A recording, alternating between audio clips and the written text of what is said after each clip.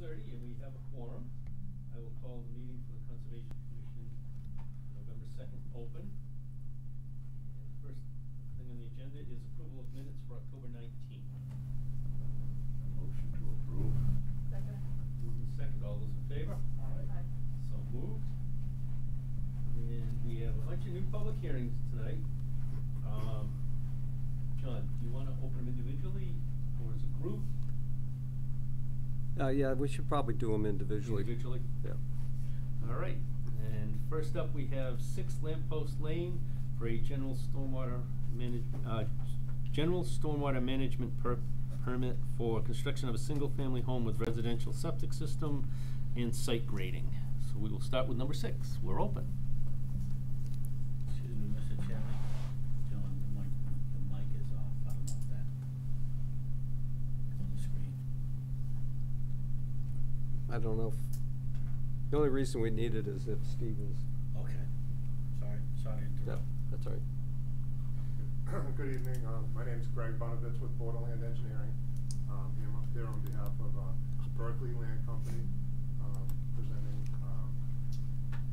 6 Lamppost Lot 1. So this is in for a stormwater permit. This is an existing subdivision, approved subdivision. It's the first lot on the left. There's a little locus map at the top there. You can see the configuration of the lots there. So this particular lot has the drainage basin on the left side of it. That was approved under the order of conditions for the subdivision. This is the 100-foot wetland buffer is highlighted in red, and the erosion control that was approved under the order of conditions of the subdivision is yellow here. So the disturbance within the buffer is all the drainage basin. So for the stormwater permit, we have a single-family home. We're proposing roof drain system off of each side with 6 subsurface Caltech chambers each side. There's construction phase mitigation measures that we're utilizing with the stone construction pad entrance, the concrete washout area, and the stockpile, material stockpile area. There's also a dewatering pit that is proposed on here. Yeah, so dewatering pit detail.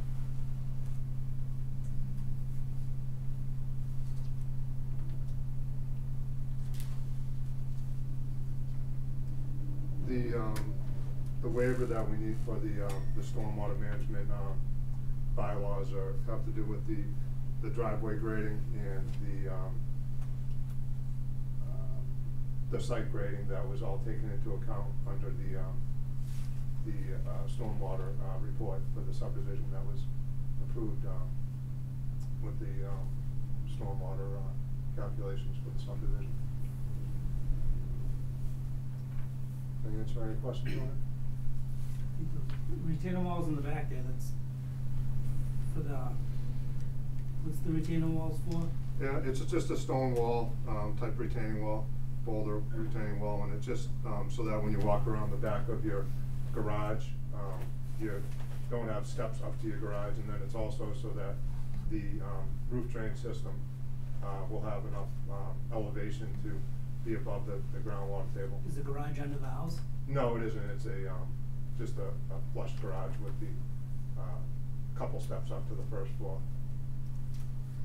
So if you imagine that situation, you don't want to have the back garage door and then have a set of steps out it, or the major reason is for the roof drainage system. Yeah, because so it looks like it goes up 78 at the highest, or 79 at the highest. Mm-hmm.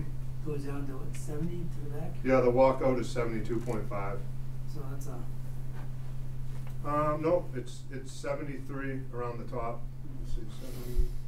I mean down to that, basically 100-foot buffer. Oh, to the 100-foot buffer, yeah, it's elevation 9 feet. 70 point something around that. That's 9 feet.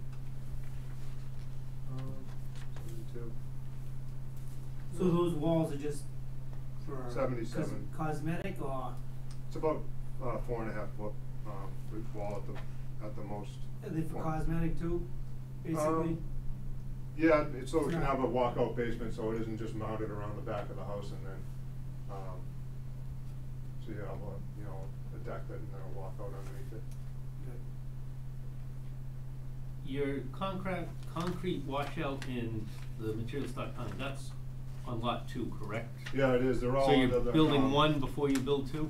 Is that the idea? Yes, yeah, so they're all under common ownership right now, and, that's the same with the grading that I, Okay. didn't already mention. The grading on the subdivision lots all has to cross over the property lines of all the adjacent, lots within the subdivision. John, any questions, comments? Sure. Just before I do though, it looks as if perhaps we have Steve on phone. Is that you, Steve? Yeah, I can't get in at all, John. Yep. Clicking on the Google Meet, nothing at all, no response. Did you cut and, did you control and click on the link that I sent Yes. in the invitation? Yes, Oh, wow. I don't know what happened. But can you hear us all right? yes. Okay. All right, so during my inspection, I noticed that there's an outlet from the street drainage, Mhm. right, to the southeast of the construction entrance pad, Yeah. and it's submerged. Yeah, it's because of we had a lot of rain recently, so That's working great. yeah, so it's just the whole site's under construction, and the detention basin isn't constructed yet. Yes, I understand, but if, let's say we had a rainstorm and it wasn't in the water table, it strikes me that it would drain out. But it's been sitting there and it hasn't moved. So I'm wondering if we have a water table issue there. I think it's because of all the rain and, that the site isn't, finished getting constructed yet. And then the other side couldn't be the same way, The other, the other lots? no, because they don't have, detention basin. Well, there's one other one that, in the back, that has a detention basin on it, and then on the opposite side of the street is this. It's just been so wet lately, the whole summer, and the ground is just saturated right now. That's the way the weather is nowadays, so. I think That's it's gonna been be a a lot problem worse. now, it's gonna be a problem later. Well, yeah, it's definitely gonna be, taking a closer look at that, No, I making have to sure. fix it, don't take a quote, have to fix it. Mhm. Let's see, so, in order to prove one way or another, maybe we need to do a test pit out there. Now, let's say we do a test pit, and it's in the water table. The roadway and the drainage has already been installed, and you've got a binder coat down, if I recall correctly, Mhm. on the roadway. And the only reason I say if I recall correctly is I didn't really check to see if it was a wearing course or a finish course of pavement, but, let's say it's a water table problem, with a test pit and we're identifying if the water table's higher than where that outlet is. What can we do to correct it, from a practical point of view? All the test pits were done, prior to the subdivision being approved, and And then it we wasn't- and it did wasn't- additional test pits for the Board of Health. And it wasn't even you involved, it was a different engineer? I did, additional test pits. Oh, you did? In, 2020 For the For septic? the Board of Health, yeah, because we had to update the groundwater table. All right, so, do you have any, test pit data with you today, for where the septic is, which is obviously not where the detention basin is? but- Yeah, this plan doesn't have the test pits on it, that's on the full site plan. That has the septic system on it. Are we thinking the ground is saturated? Something's It's- wrong. It's the road doesn't have the drainage under, operation yet. They just built the road, the catch basins are installed, they need the saw cut out where the catch basins are, and, put them under operation and construct the drainage basins for it. So they, in effect, what they did is they built the road itself, and they didn't actually put the, drainage system in. So they did it backwards. No, they didn't, it's under construction. So, So all this road drainage is not going into that basin, correct, currently? No, right now, no, they have to actually finish constructing the So drain. that's theoretically only gonna make the catch basin, the retention basin worse, not better, cause you're gonna put all that water into that basin. The retention basin isn't even constructed yet. so what would be the bottom of the basin, Greg, according to that plan? Elevation 70, right where it goes in. It's right down on the water. So, if the bottom of the basin is 70 and the outlet that's there submerged right now is 70, is that, seems to me that it's gonna, is there any infiltration through the bottom design, do you recall? I don't recall myself, but. I didn't look Okay. at it in that detail. All right, And what you're looking at out there, we're presuming that it's, we didn't, as built, all the pipes yet.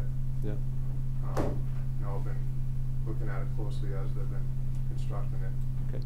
But, So, this could be a serious problem, and I'd hate to see us approve the lot plan if it's going to require raising any part of this drainage system, whether it be the basin or the outlet structure. It's just too early to decide, but it really bothers me to see that kind of standing water over the top of the pipe. Basically, it's submerged. And it gives me great concern to think that it's just a runoff from the construction site when, in fact, the roadway doesn't have the drainage system connected yet to this outlet pipe. It's just surface water that would have accumulated from the rainfalls. And if it was unsaturated conditions underneath the pipe, the water would drain down through, and within a day, it would be a day or two at the most, it would be gone, and it's been sitting there. So I think we gotta really look at that one. And I have another issue that really pertains to the whole subdivision, so why don't we figure out how we wanna go on this one, but maybe hear from any of the abutters as well. Any other commissioners have questions? If we took an earshot, I mean, I can see the development in my mind, but what's around it? What's around all of the area? There's a Are there house- homes or is it just wooded? There's a house lot to the left of this, an existing home. And then around here, it's all wooded, and then, Route 24 is kind of off in the Yeah. distance in the back, but it's all wooded behind there. And how many houses how many lots are gonna be in this? There's, 7 new lots, but there's 8 lot, it's one house lot, the house that was already constructed on it. The existing home. But I've never heard this term, what's a plunge pool? It's, I guess, this isn't the other engineer that had originally designed it, Killing Yeah, Engineering. I've just never heard of it. It's probably just for the sediment, coming out of the initial. Yeah, I see it on here. Sounds more like you gotta plunge out the water right now. Well, I've got a aerial photo of the site. So this is, It's right in the woods there, right? so this is the subject lot that we're talking about right now. Okay. So All right, I got you. there's this house number 321? 381. 380. Oh, yeah, I can see it better up there than on my computer. 381, and the basin is going to be right along it? Right along the property line? Yes. Yeah, looks like it. Looks like there's Well, There's gonna here's the be more. property line right here, right along the erosion Yeah. control. Yeah. So there's gonna be an gravel access way between that and the actual basin.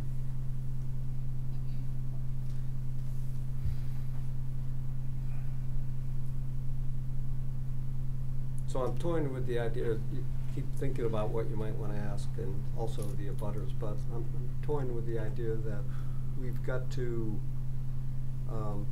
do a test pit. I don't even think we have to take a backhoe out there. We might be able to do it with a tile spade. Dig down 18, 20 inches, and we might be able to get a, because that's where, right now, if I'm not mistaken, the top of the pipe, just from a visual inspection, seems to be within 6 or 7 inches of the surface of the existing ground out there, and there's water over the top of the pipe. So I'm thinking that we could probably use a tile spade, dig a couple of test pits and see what we have for indicators of seasonal high water table. And get an answer on this. Everything that's been done out there right now, it's been done with the approval of the boards that need to be approved by, and all that stuff. It's not just gone out there on the weekend and done some stuff, because it's, we've had that done before, so. No, to get a septic system approved, you need to have. No, I understand, but roadways and all that stuff, it just doesn't seem like, it seems like all the piping needs to be done first, before you can even think about putting The even the piping lots is in. done, but it's not, It's not tied into the system. But still, It's you should not. be able to start, I mean, there's water sitting there, I mean, Yeah, I that's not mean- supposed to be doing that. to construct a roadway, you have to do it in stages, and putting the actual drainage system into service isn't done until after it's paved, and it just got paved. Now, I took a ride home tonight through, up on Scotland Street there, and the road that they got up there, you know, the roadway and all that stuff. For the 40B? For the 40B and everything like that. They got the drains in, the road basically looks like it's got berm on it. And there's water out in the detention areas, all that stuff. Everything's out there, everything's dry around. Before they even doing the house lots, everything's all, the water's gone out there, it's sitting in the retention areas. Doesn't seem like it. Because the retention area isn't actually built on this yet, it's just the pipe sticking Yeah, but I out mean, there. it seems like, well, why is it that way on that one and not on this one? I mean, you're putting in 6 houses. Mhm. They've already got 3 houses built out there, and they've got, it just doesn't seem right. It seems like that should be all be taken care of first, everything working right before you even think about putting the houses. Cause I wouldn't wanna own a house out there.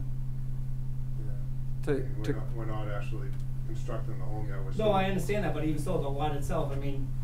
Because at water this and point, if everything we like that. find out that the water table is higher than what it Yeah. is, and you have to raise everything up to make it function You correctly. know, it looks like it's 8 feet right there. You've already I mean. raised it. I'm all back. To his credit. Right, I or mean, to I- his defense, he was Yeah. not the engineer No, I that understand. designed the subdivision. The planning board approved it. They had a 53G that went out and witnessed test pits and things as such during the design phase. And so he's coming in after the fact, but regardless of whether it had been approved, and it just got under the deadline for extension by the commission. That's how long it's been sitting around waiting to get developed. So he's in a difficult position because he's designing based on an approved plan, and because of a inspection that's been recently done out there by me, we're finding some things that just don't look right. So we can't blame him, but we can't also approve a plan if we think there's something wrong. And if there is something wrong, that means the only option is to raise stuff, which means the road has to come up.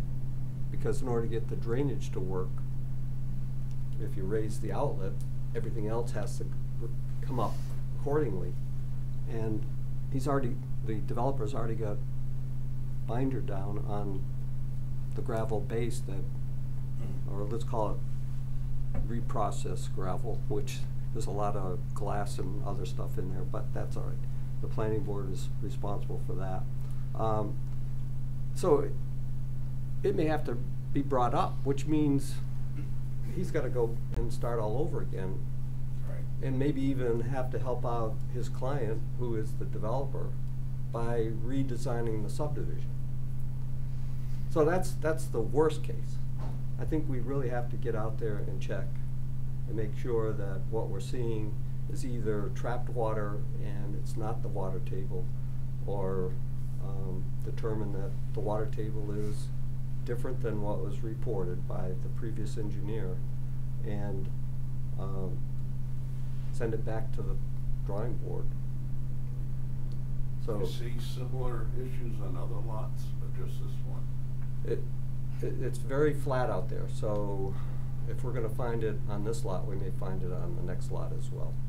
The only difference is that this lot had the pipe there. The Right. next lot doesn't have it, and there's one other area on the subdivision that has the same type of storage area, and we'll have to see. I think it's on the other side of the street, isn't it? There's a detention lot. Yeah, there's one, on the other side of the street, and then there's also one up on lot 4. So if we find, for example, that there's a water table issue on this lot, the same day we're out there, we probably should look at the other ones as well.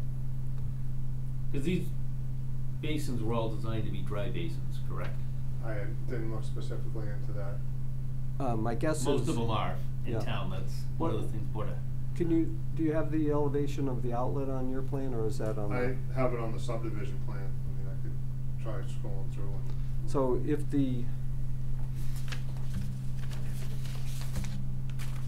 I may have it.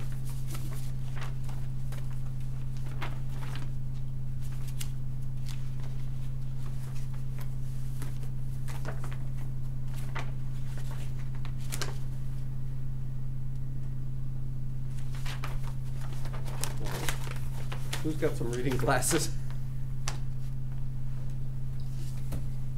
You don't want mine. Oh, thank you. It's 69.15.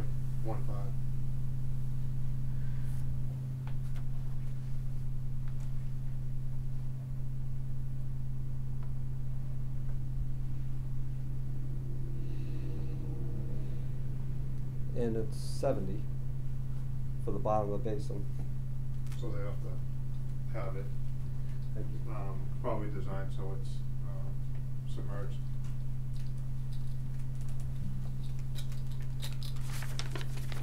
All right, so Basically, you have to get out there. I think so. I mean, we're not gonna do anything here tonight, are we? I can't, in good conscience, let you make a decision on something that may have to change drastically.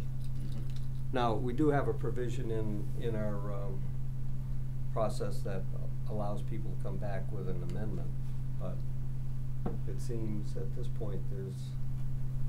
It's more than. Let me ask you another question then. What would be the proposed elevation of the bottom of your roof dry well, according to your plan? Bottom of stone 70.2. Okay, so, what is the ground, according to the subdivision plan, what was the ground elevation at the outlet coming from the street, the flared in section? Ground 71, 70, yeah, right around 71. Existing ground? Yeah, so, so if the flared in section was a 12-inch diameter pipe, and it's about 6 to 7 inches, 6 to 7 inches, just by estimation from below the ground from what I remember seeing, and it was submerged, we could also have a difficult time getting that roof drain to work if the water table is up into it. So I think we need to. That would mean the water table would have to be higher than the existing ground, so. 70, what is it on the bottom of the stone? 70.2. 70.2, and the existing ground is 70? 70.5 around. Okay, so you don't have much clearance, but you may have enough, all right.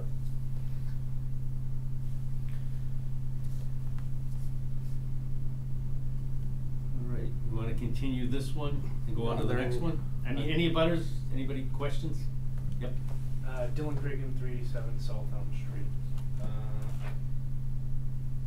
For your purposes, I'm on this, lot 37. So I bought this property directly and the other, I had two more tonight that I bought through proximity, but I am on this side, and that's my property there, and I am getting a ton of water from this project, and my 50-foot buffer is more like a wetland right now. If John came out and redelineated, I'd be, I'd have a lot less buildable land. So my major concerns with this drainage easement on lot number 1 is that the 5-foot emergency spillway is aimed directly at my property, which with the amount of water that's there will be a continuous spillway, not an emergency spillway. And the plunge pool is aimed directly at my property. Not very neighborly, but I really don't want additional water. And I think that the system should be designed for conditions that we see today, not just to say that it's been really wet, but I've been there for a little over 3 years and never seen it like this.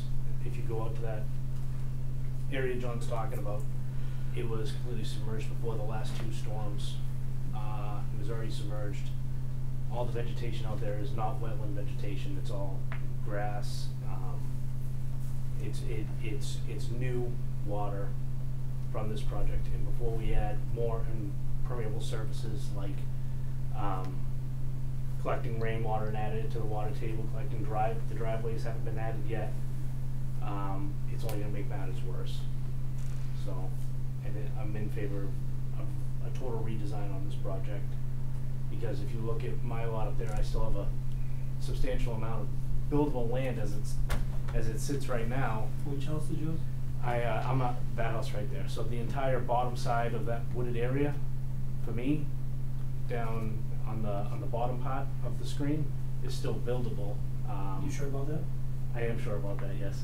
And I don't wanna lose that because I'm getting extra water dumped on me, and now I have more wetlands than I'm supposed to have. Right, just wetland, not wetlands. Yeah. Yeah, it would take a long time to change the soil, Yeah. just No, to have you water still on have it. problems. Yeah. Oh, yeah. I mean, the soils won't change, just having water on it. Well, and if this project has to go up, I am the lowest, by elevation, I'm the lowest. property in that theoretically, it's area. not gonna get any better. It's not gonna get any better for me. I'm the only one on that side of the division that has a sump pump, and it was only running in shoulder months. It's been running continuously. Since that was cleared. Pretty much since construction. Since they cleared all the vegetation and brought up the elevation of the road, never mind the elevation of houses and the drainage easement. So the drains are they in place in the new development yet? No. The drainage system isn't completed yet, it hasn't been all finished. The actual detention basins, that's gonna hopefully solve a lot of the drainage issues. Would it? Like, you that gotta issue understand, the drainage system is not even installed, like, the pipes are installed, but the detention basins aren't constructed yet, because the roadway is under construction. It's just- Right, but the drainage easement in this lot, the depth of that between the spillway and the bottom of that drainage easement is only like a foot and a half, right? So there's definitely more than a foot and a half of water out there. It could be a continuous spillway, not an emergency spillway. I'd have to take a look at it, but you Well, understand what I'm trying to say, like the detention basins, you see them constructed in subdivisions. Right. Where there's like an area for the water to go. The pipe is just there right now, and, there's trapped water from where the roadway was constructed. And Right now, that it's pipe kind of is- the worst case scenario right now, because there's been so much, water, not only with the last storm, but the previous storms have had that, throughout the whole summer and fall, so. But that pipe's actually acting more of as a drain pipe than a drain into pipe, it's not going doing the any- other way. at It's this not, point. it's not doing anything currently right now, Right, 'cause because there's like I nothing said, flowing into it. the pipes are all in the roadway. From the drain but there's- system. it's not even been activated yet, they just. Right. So there's nothing from the roads, nothing from the development going into that pipe. No, they have So to whatever finish- water's there is from the catch basin, from the drainage basin itself going into the pipe, not coming into the basin. But when I mean, but when the, that pipe hasn't been cut open, so it's Yeah. not connected to anything. but when the developments are done, they should eliminate having a problem. Because they do work the way they're supposed to work when they're done right.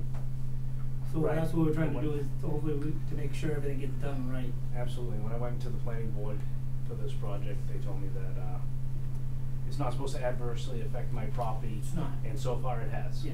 So. Granted, it's not done. Letting it continue But in we this wanna same make sure, yeah, direction we wanna without make sure it's done the right way. remediating it. Yeah. Or at I least. have to say something. Yeah. No, I understand. Cause at the end of this, you know, I've watched every single meeting that you guys have had in the last 3 years. I saw that gentleman who was trying to build his pool, he couldn't build his pool because the contractors walked away and they just leave their deposit and see you later, it's not their problem anymore. Well, this might have to shrink down to maybe 6 hours, to say 4 houses, you never know. I can just echo. You had a Yeah. question? Oh, well, I can just echo what Dylan is saying. I'm 375 Lincoln. I think I'm the existing Love it. dwelling. Oh, yeah. We moved in and I mean, there is never a moment that the sump pump is not, going. Our entire yard is under what it was, I mean, dry before. How It's far been- back? This is hers, I believe, Yeah. right? Yep, and I guess our concerns, the street is above us, so I'm like, the properties are gonna be above us, all of the draining is gonna, from the houses when they're constructed, it just feels like it's just gonna be pouring down to us. Our driveway, it looks like, I mean, the water would come down through that way, it's. There's gonna be a house here too. You Yeah, just moved right, there. you know. You just moved there, right? We moved in April. Yeah. We, had a thorough inspection and everything. There, at one point, since this construction, the road has been dug, we had water come in through a basement window, like that's how high the water was. And again, just when you go to investigate the water table issues, it seems like our, we are in it. So I would be Disturb it shocked. so much that it's running now through a basement window, they filled. But if you think though, that house back then when it was built was probably low as it was.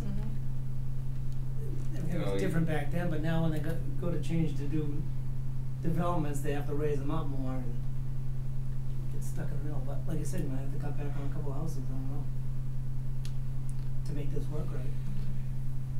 Well, Sounds like, do you have, you're in the butter? Well, the only question that I have is with the road, the way the road is designed, because it seems like it's gonna be higher than Marlin. They told me that they were supposed to backfill it to make it to level it. Oh, So I don't know yeah, if so it's- eventually, so he's talking about, his property's on the left side of the road as you go in.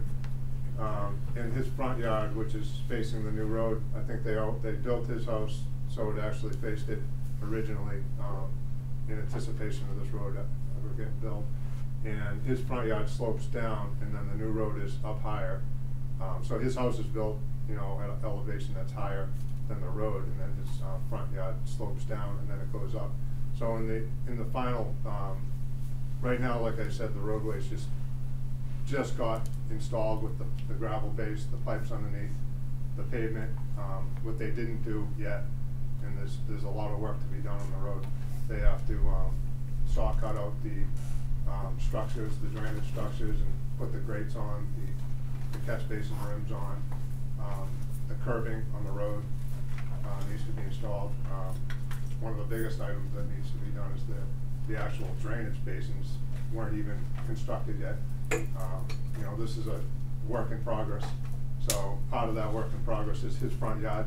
needs to be, there's actually a grading easement on his front yard that's gonna level out his front yard so that you're not gonna see that dip.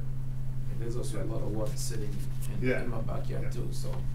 Yeah, they're not gonna leave that like that, that's gonna be, more gradual slope into your front yard.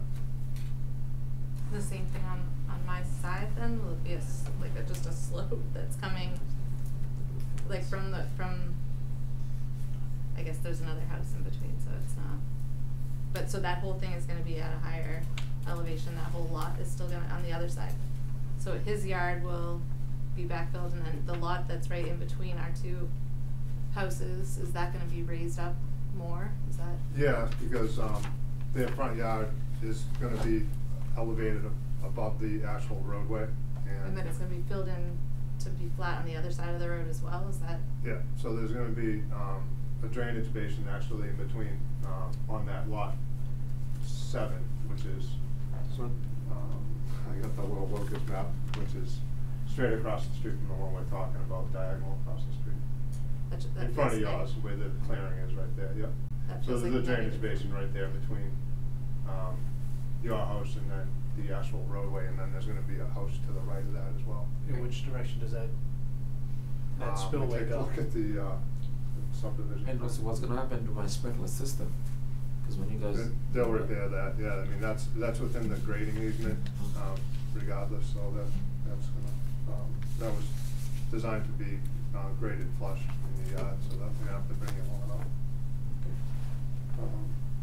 So yeah, that drainage easement over there outlets into there, and then, into the drainage easement, and then it outlets, into, the drainage system for the roadway, which, outlets into,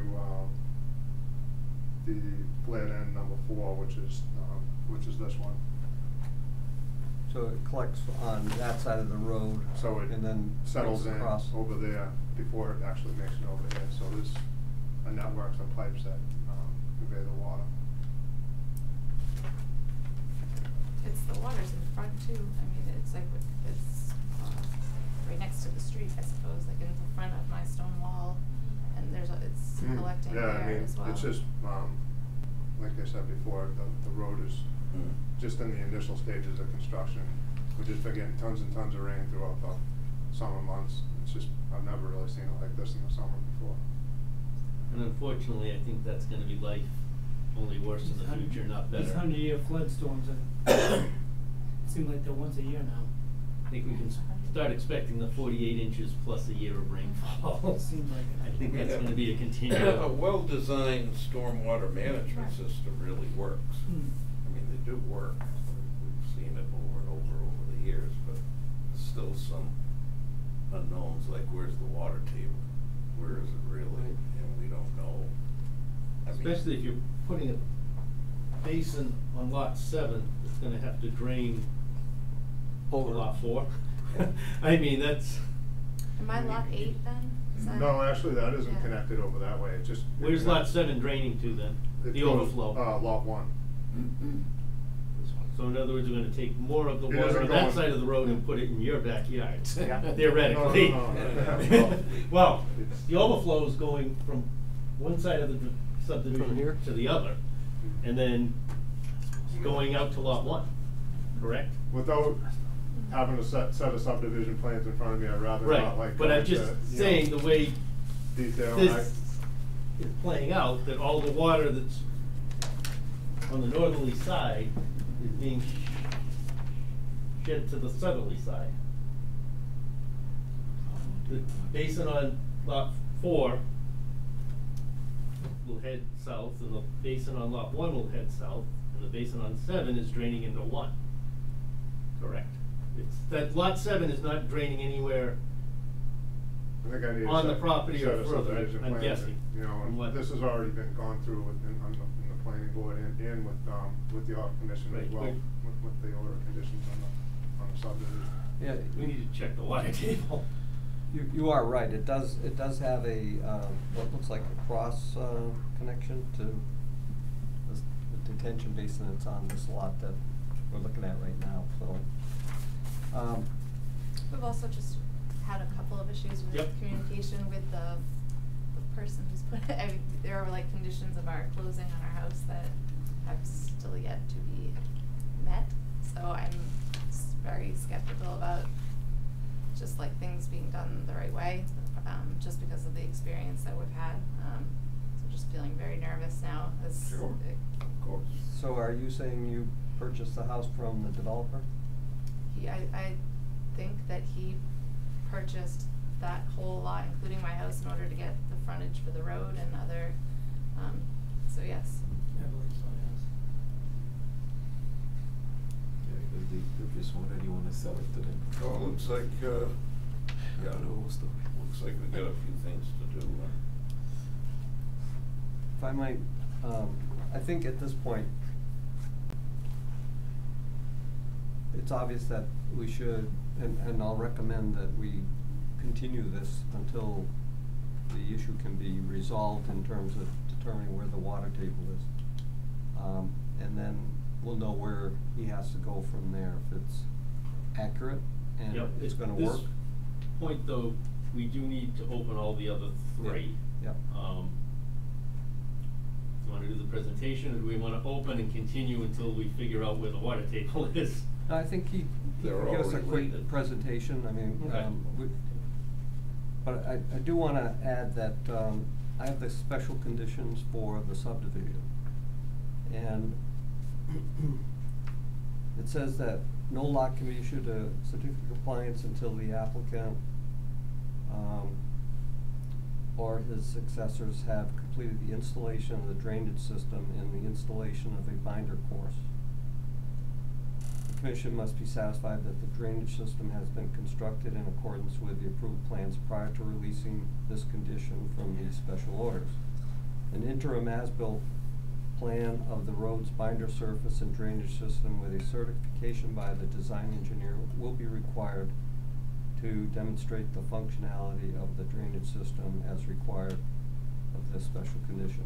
So it's that he's gonna have to, and then also, not one of the conservation easements were recorded.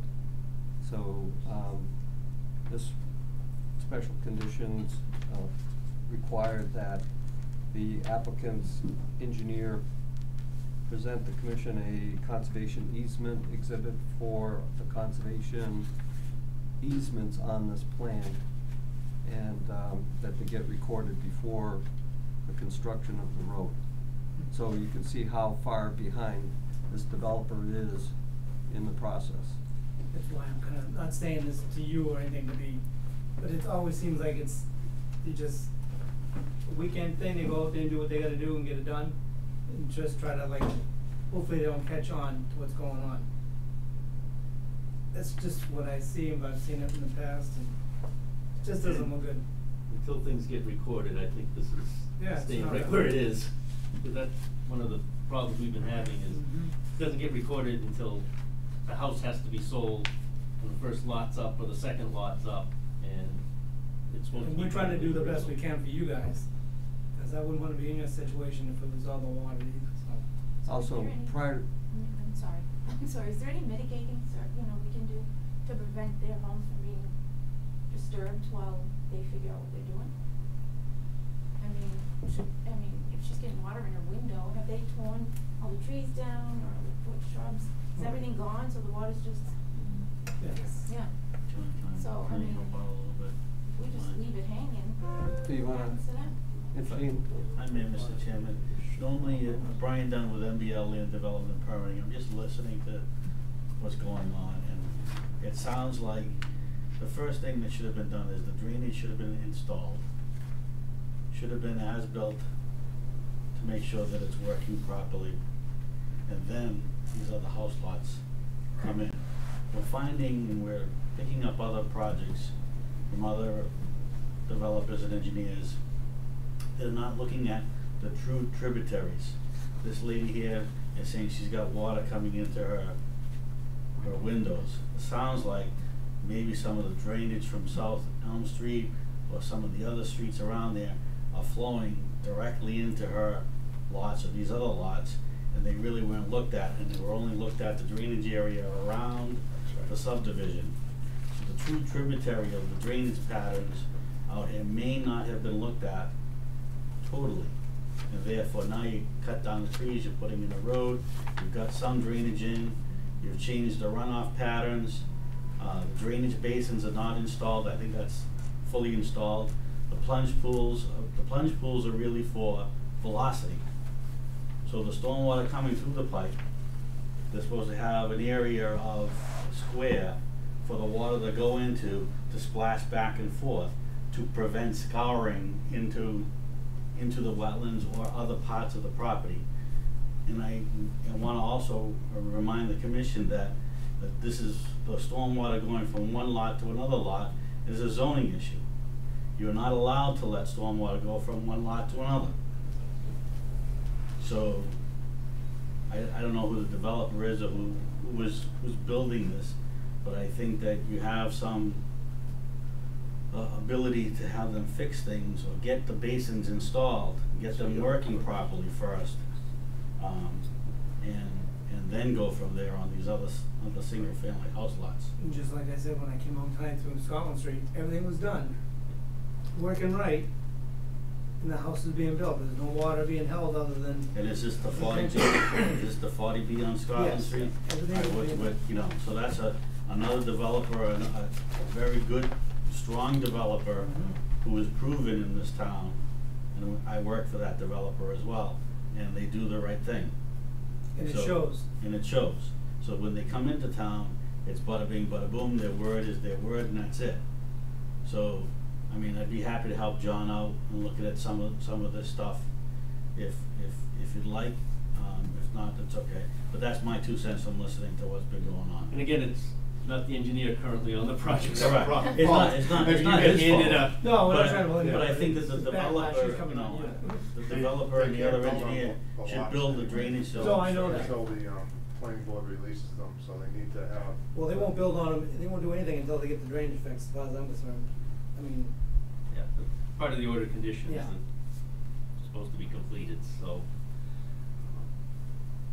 This point. But also, if I may, Mr. Chairman, that's tied to the certificate of compliance. That's at the end of things, not necessarily at the beginning of things. Yeah, so where we have the control now is that you can't approve a lot if you know there's something up with the drainage. And there's been enough evidence that's talked about tonight by what I saw, and then the abutters are chiming in with a similar concern. And a lot of times abutters do have concerns anyway, but I'm backing up, they're backing me up, or I'm backing up what their concerns are, because I've seen it with my own eyes. So I think we need to go ahead and table this one or continue it until we do some, Greg and I can go out and do some test pits. And if he feels an excavator is warranted, that's fine. I just thought I would save him some money because I think the water table's high, but I may be wrong. And maybe the cheap way and I'm not worried about the costs, but maybe the easiest way, better word probably, is to go out with a tile spade, check a couple of test pits in the area where the outlet pipe is, determine whether we do have an issue or whether it needs a deeper excavation. Then maybe we can take a backhoe out there and dig down and see what's evidence for a water table, and then figure out where you go from there. But we also have to make sure that the developer catches up on the things that they haven't done, he hasn't done, and I'll go through them real quick. Every PVC pipe and sign had to be installed before construction. They just got installed today. Okay. But before construction. Reports, erosion. I have a report right over there. Yeah, we're supposed to be turned in periodically, none were done. The conservation easement will be drawn up once the applicant's engineer submits a exhibit plan that can go with each document, or we can do the whole subdivision. The subdivision plan's recorded, so they just refer to that. Okay, all right. Does it describe the conservation easement? Yep. So we can take care of that one.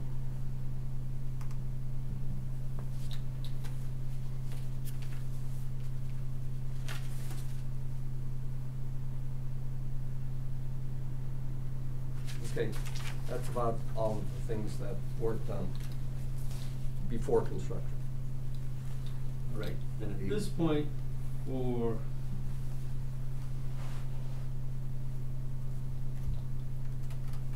lot one, we will entertain a motion to continue. Would be kind of, do you have time to do it for next meeting? Sure. Before we do that, do we need to have this drainage system complete before we even go any further with anything, or? Well, if the special condition was written that no lot can be issued a permit before the interim as-built or before the whole thing was constructed, then That covers that. we would have, but it says certificate of compliance. Okay. So you would presume that the planning board is responsible for doing construction inspection while the subdivision roadway and drainage is being built. And you would hope that if they saw something that wasn't right, they would have spotted it during their process. I don't believe they have an actual engineering consultant do No. those inspections. I don't I think think so. it's one of the members goes out, takes a look at it, and says, oh yeah, it looks pretty good, and lets them continue. And if that's the case, then they probably wouldn't notice the things that we're now talking about. Right. So it's kind of a flaw in the process. They really should have, and Well, like I may be Scotland Street, criticized for instance, saying this. The 40B, before any houses are built, that whole infrastructure was put in. Yes. But it's not here. Right. And what's the reason? Just hasn't been done? So we're not actually building the house tomorrow. If this was, like, just say what you approved it, that the planning board has to release the lot, and part of that is to have the drainage system functional. Whether there's a house on it or not. Yeah, so we're just in front of you, Gotcha. for the permit, not to Yeah. start building the home tomorrow, because to actually start building a home in a subdivision, you need to have, the planning board release the lot. So, Thank in you. effect, if we pull on the reins and slow this down a little bit, it's not going to be an issue, because he doesn't look like he's ready to put the drainage in yet. It gets continued for a couple of weeks, it's, yeah, I mean, that's Okay, what he's. so we're not gonna hold him up too much then. So this means that no work of any kind can be done? No road, No, roads? they're building the road, that's what needs to be done. It means that if we continue this, they can't be doing any building on the lot itself. All right, sorry. But the abutters should also be asking the planning board for a little more detail and information as far as inspections and timing and what was done and that throughout the process. Just to make sure that somebody was looking at it, making sure it was done properly. Okay. So I can do some test pitting with Greg if he's got available time, but that's up to you. Yeah, we can email back and forth with Okay. that, my schedules. Yeah. So, move to continue? Yes. Second? Move that, all in favor? Aye. So moved. Next, we have lot 2.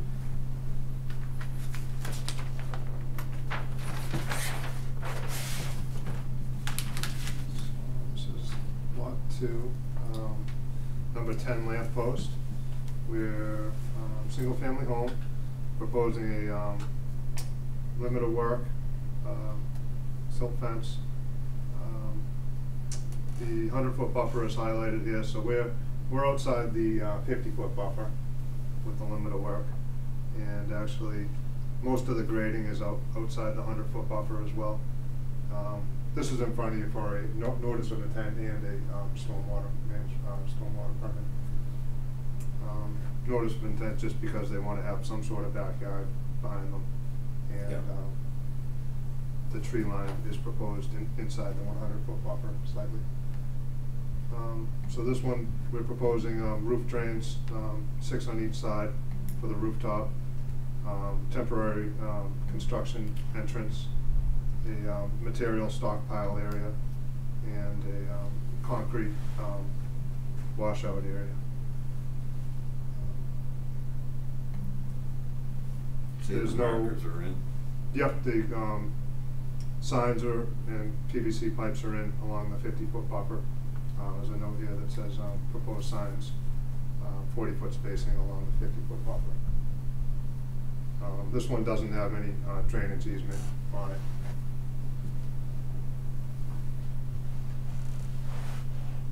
Any questions, comments? No. This one doesn't need any retention walls or anything built around it, it's just at the, looks like a 6-foot Mhm. drop off, highest to lowest point for a slope. Yeah.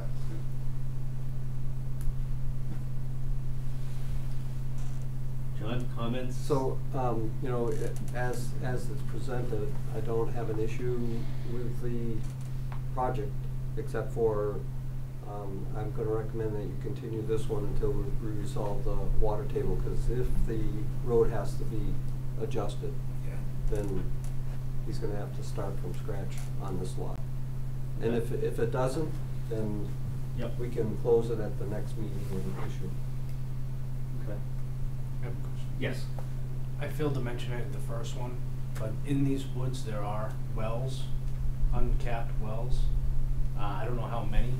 I know there's one on the lot line on lot number 1. So I don't know if potentially, look out in the future, you guys might need to issue like a, work within the 50 or work within the wetlands, because that one is in the wetlands. I don't know if it is for, when there was farms there or what, but it is like. So they're just old wells. There's no wall around them, you're level with the ground, and they're like 13 feet deep. What? So I don't know if you probably wanna fill those if you're gonna sell them Well- houses to families. I Do you know- think they were dug as test pits early on? in- They're stone wells.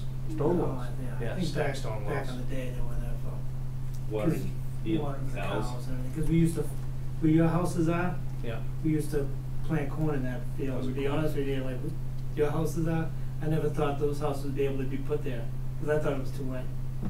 But things changed, Yeah. so, you do it right. So that's probably what those are. No.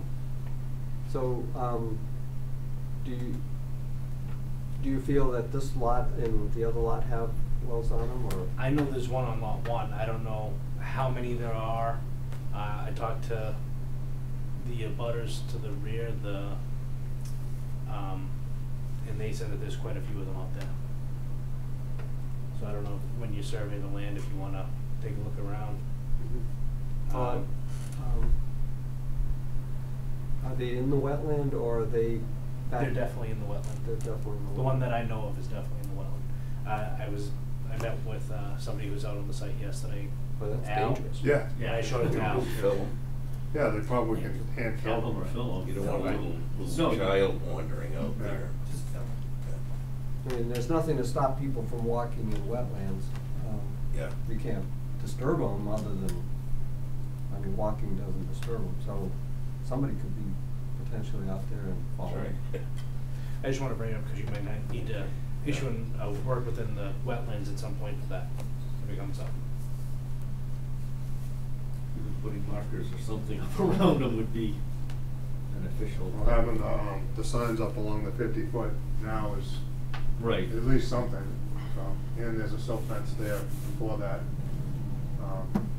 that if you go past there, you have to make some effort to go past it right now. From the roadway side anyway, if you came in from, from your house or from another way, that would be, through a lot of briars and stuff that way. Wonder how many hunters are in the well. Yeah. Well, at least when somebody goes missing, we know where to look. Let's not go there. Anything else on this one? Not, I'll entertain a motion to continue. Motion to continue. Second. Second, all those in favor? Aye. So moved. Next we have lot 4? Lot 3. Lot 3, yep. It's number 14, Lamppost Lot 3. So this one, similar to the last, the silt fence, erosion control line is highlighted in yellow here. The 100-foot buffer in red here. The 50-foot buffer coincides approximately with the limit of work. Part of it's beyond it, so there's no work within the 50-foot buffer at all. This one implements the same drainage systems as the last one, interim drainage systems. And this one is also here in front of you for a notice of intent, also for a stormwater management permit. Since it was mentioned before, there is a stone wall along the back of this one, stone wall retaining wall. And that's basically there mostly for the roof drain system to keep that above the separation from the groundwater table and to elevate around the back of the garage. So that the back of the garage would be approximately level with the backyard and then start sloping down after that. The stone retaining wall that's along the back, I assume that goes from 70 to 76 high? So it's a Yep. 6 foot So, high yep, stone 6 wall? foot at the maximum area.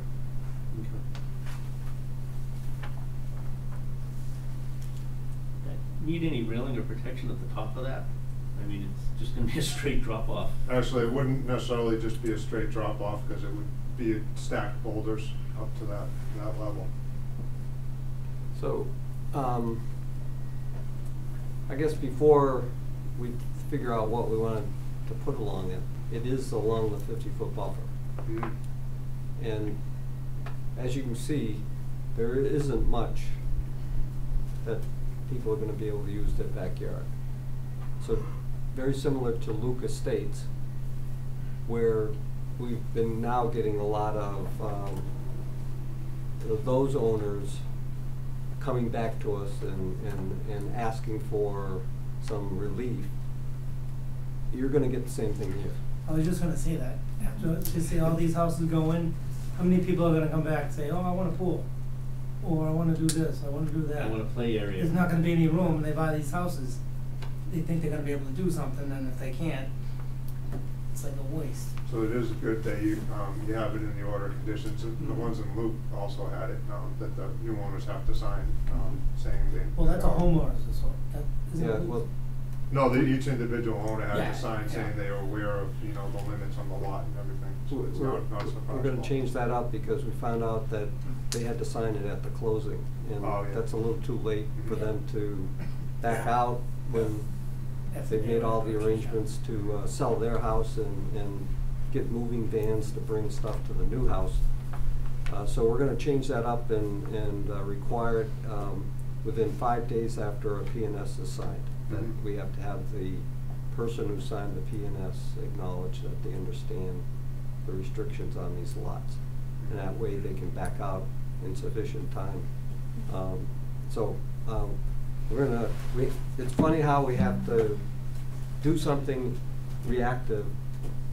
We try to be proactive, but then we find out there's still things that we have to react to, and that's what we're gonna end up doing. But it's on also this. kinda funny, cause I don't know what size houses these are gonna be put. I mean, Colonial homes. but I mean, some of them are really, nowadays are all building big houses. If they could just scale them down a little bit, they'd have more of a yard. They'd be able to do a little more in their area, but they just build these big houses just to fill the lot, and it's like $600,000, and you've got nothing to play with. If you just kinda scale it down a little bit, they'd have more of a neighborhood friendly. Well, I think that'll kids. help a great deal, or should. Yeah, and then I As long think as you they need to know. have a fence, and I keep advocating for a 6-foot high chain link fence with no gates. Yeah. But yet, the people at Luke Estates didn't like that idea that we wanted,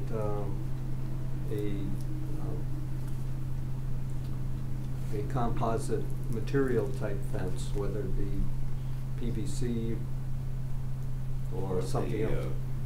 They kind of objected to that. So this is what you're gonna be faced with. And unfortunately, this subdivision was approved before your change in the lot shape factor for stormwater purposes. This lot wouldn't have been probably approved, for stormwater. Might have got approved for a subdivision, but then when they came in for a permit, they wouldn't be able to meet it, so it would be unbuildable. So it would behoove the engineers to look at that stormwater regulation, that prevents the Luke Estates, the Lamppost Estates factors here, we'll call them. I still like that idea of granite posts. They don't get moved easily. With barbed wire strung between them? Put the markers on a granite post and put the split rails between them. But my question on the retaining wall, it's gonna be sloped on the side, but the very middle of it will be 6 feet high, correct? Yeah, so it's gonna be. It's not gonna be sloped it's not going gonna towards be the a- wetland, it's gonna be a straight vertical, or is it sloped towards the wetland? Not a dramatic slope, probably, you know, instead of being a 90-degree down slope, if you can picture like a boulder retaining wall that goes up So to 6 one feet. course back each. They can't actually build a boulder retaining wall Right. directly up on. Well, that's why I'm trying to look at this, because the way it's here, there's not a lot of depth to be working, so you're gonna have to bring it. Over back. 6 feet, they probably need about, 4 feet back, Okay. somewhere in that range. All right, I would just. With a 30 scale plan, so Okay. 4 feet is. Yeah. Okay, any other questions? Markers would be along the top too. Well, they're supposedly out there now, but when they construct the retaining wall, they'll have Put 'em to in adjust again. them. Yeah. All right, I'll entertain a No, motion. actually, that area, the 50-foot buffer is beyond, No, you're right. beyond the wall. Yeah, you're right. So, they have a little bit of room beyond Yeah. that. How much? There's probably about, could be about 10 feet behind that. There's actually, about 15 feet behind that wall, because the 50-foot buffer isn't straight there, so. Okay. All right, motion to continue? Motion to continue. Moved and seconded, all those in favor? All right. So moved.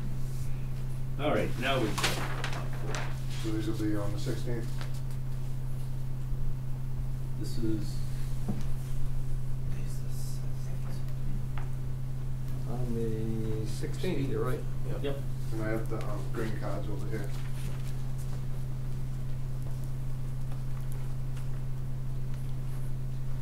John will take those. And then, special. Thank you. Thank you. Thank you. So that day would be all 6 Did we do lots, 13? 16. 'Cause the other 3 are going on the 16. Greg? Greg? Oh, sorry. Yeah, we did. Yeah. 3 of them. We had 4 on the hearing. We did. Yeah, Yeah, I was gonna say, wait a minute, we had.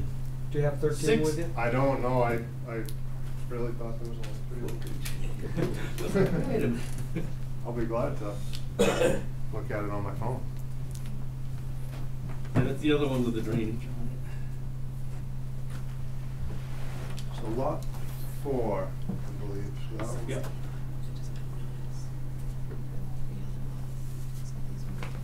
Which I'll ask John, have you looked at that one as well, or for the same problem with the Yep.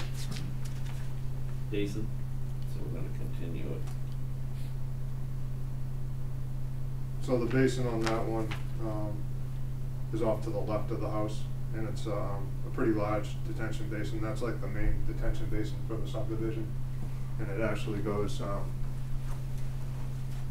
probably closer towards the north of the west of the site. Yeah. So the existing homes that are here in front of us, the abutters, are mostly away from that area, since that's, directed probably straight out of the cul-de-sac area. Straight a little bit to the left of the end of the cul-de-sac.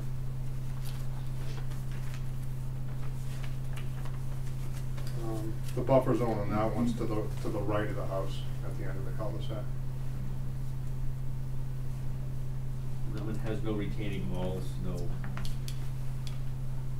We should just grass slope.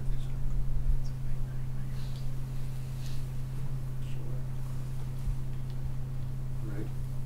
Anybody Want me have to call it up on the, call it up on the.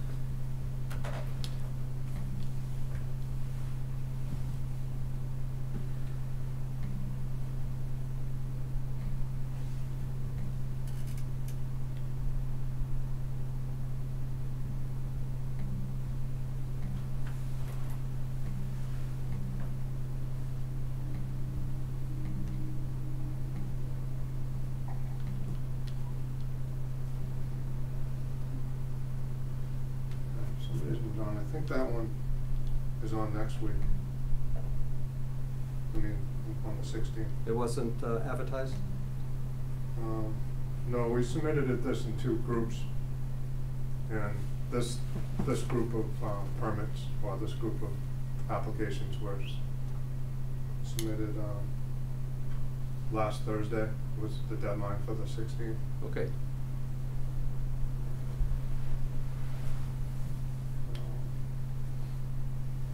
Let me see. I can't remember. About a notification from that for it.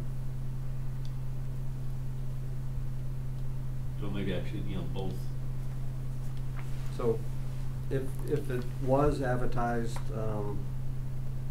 maybe we should continue it anyway. If it wasn't advertised, then we'll open up a new one. Are there 6 total? Because we got 3 for today, and then there are 3 for the 16th. Yeah, so there's 4 on the 16th. Okay. So we got So 3 you so recall far. that? I'm missing one then. Probably because there was one that didn't quite make the buffer to your house, because it's over 300 feet away. Okay. Could have been this one. Okay. I can still check the abutters list on this one.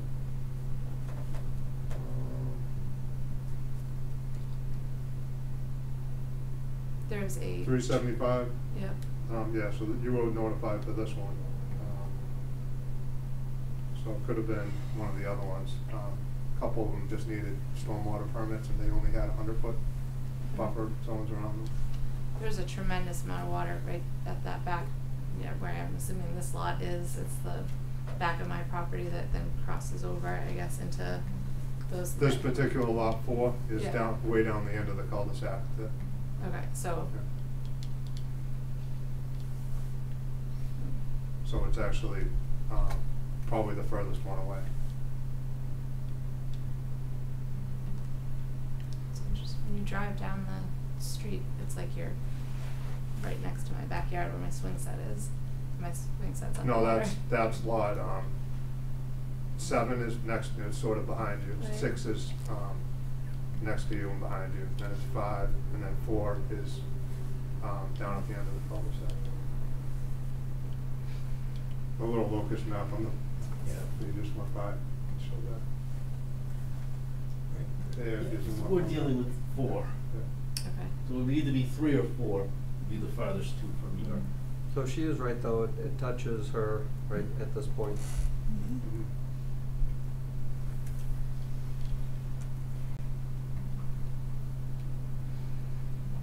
So if that wasn't on, I apologize. I'll double check, but regardless, we'll be on for next week on Yep. on the 16th. All right. Thank you. Thank you. Thank you. Thank you for coming in. We're gonna do Lincoln Street tonight? So Lincoln Street has been asked to be continued. I did receive an email from the 53G that indicated that there's, matter of fact, did I send it out to everyone? I think I did. Oh, yeah, Let me get it. So I can- Yeah, I think there was something in this pile. Yeah. I saw continuance, maybe that was an old minutes. Here it is. Alan, the major comments. Yeah. Yeah, that was the letter from Rebecca, yep.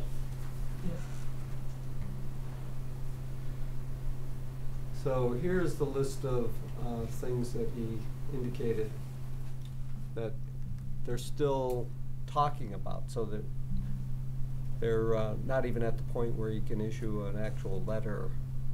And the reason for it is that it may change the overall drainage, resulting in additional comments. So he's still trying to get it to a point where they can sit down and write their concerns and then have Silva respond to them, which is probably a more efficient way of handling it. But you can see that there's 4 major items that are substantial enough so that it could require major changes in the layout and the design of the project.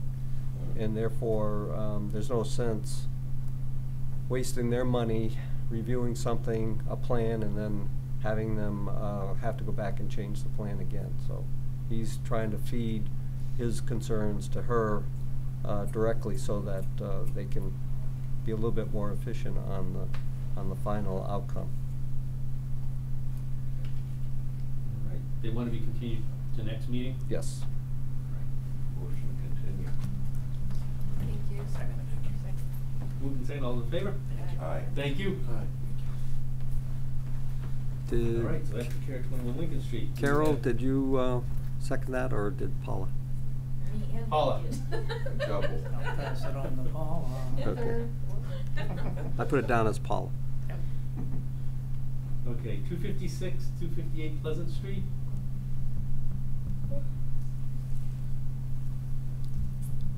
$256-258 Pleasant Street, general stormwater permit. That's me. Thank you for your patience. No problem.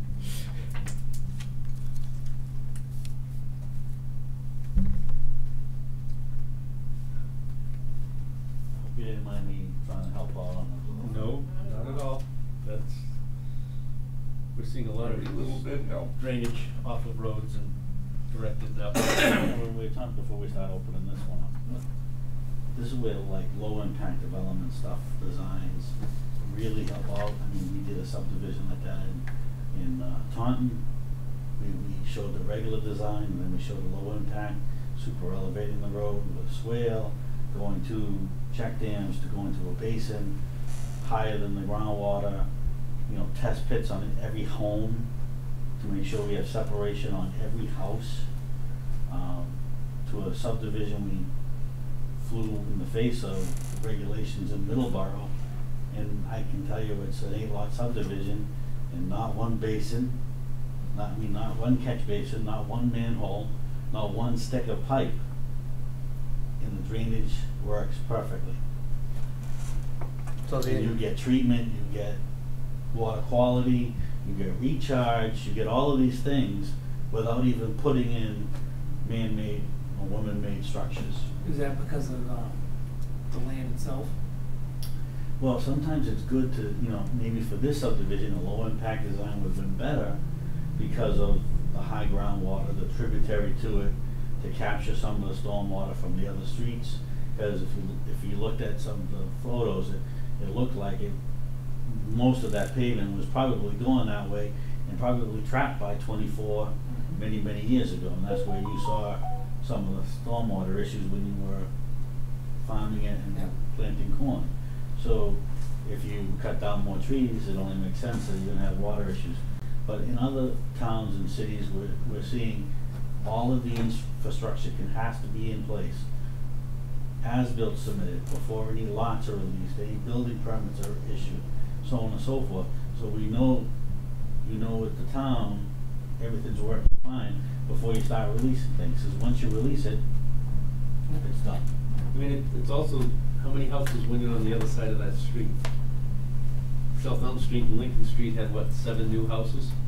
So that, all gotta go somewhere, and that drainage from them is But gotta. that drainage is working, all right? Right, but that's all right. gonna be It's all configured developed into and all that. right, it's all making it go somewhere. And then, you know, use the other things for like porous pavement for some of the driveways.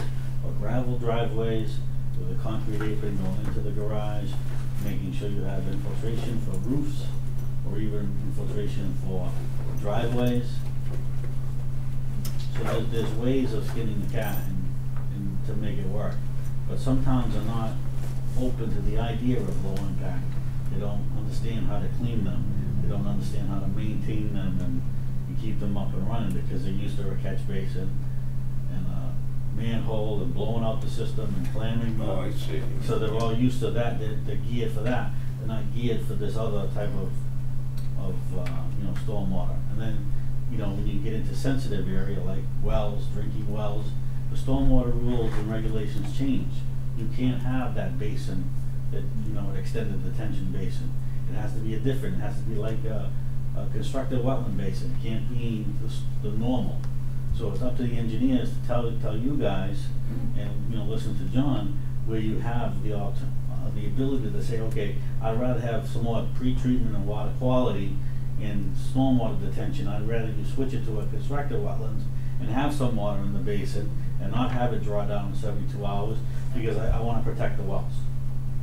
So it's up to you guys to do that. But I'd be more than happy to help John anytime. So, Mr. Chairman, Brian Dunn with MBL Land Development and Permitting with offices at 5 Bristol Drive in southeastern Massachusetts. I'm here on behalf of the D'Alessandro Corporation for the property located on Pleasant Street in West Bridgewater.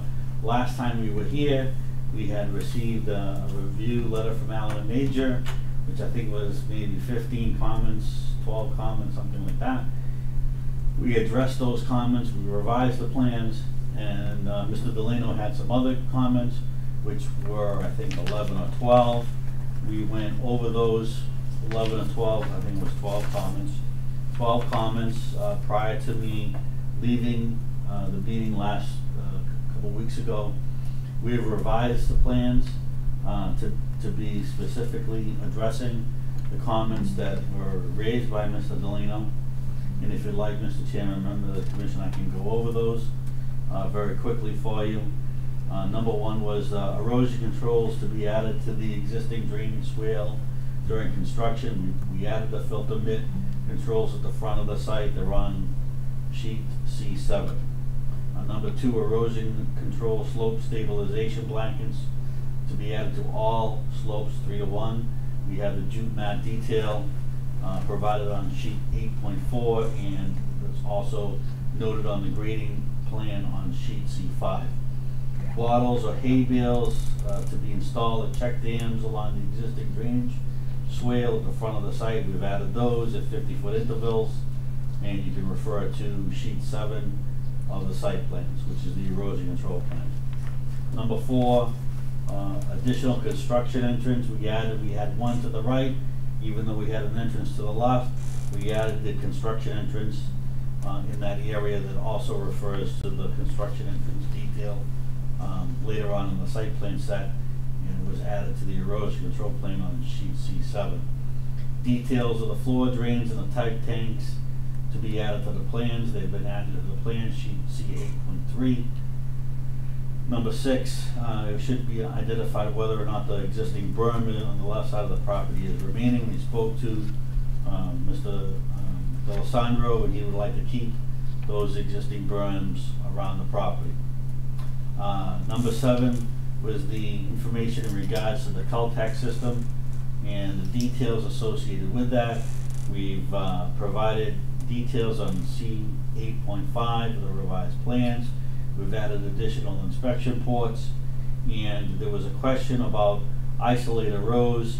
The isolator rows are only required when you don't have your water quality for your TSS removal, and you want to use that isolator row for total suspended solids removal. We gave information and the updated information to the commission and to Mr. Delano as it relates to that, and we also had an email from Caltech in regards to that information that was submitted to the commission as well. Number 8, which was the Cape Cod berm around the left side of the building that is to remain.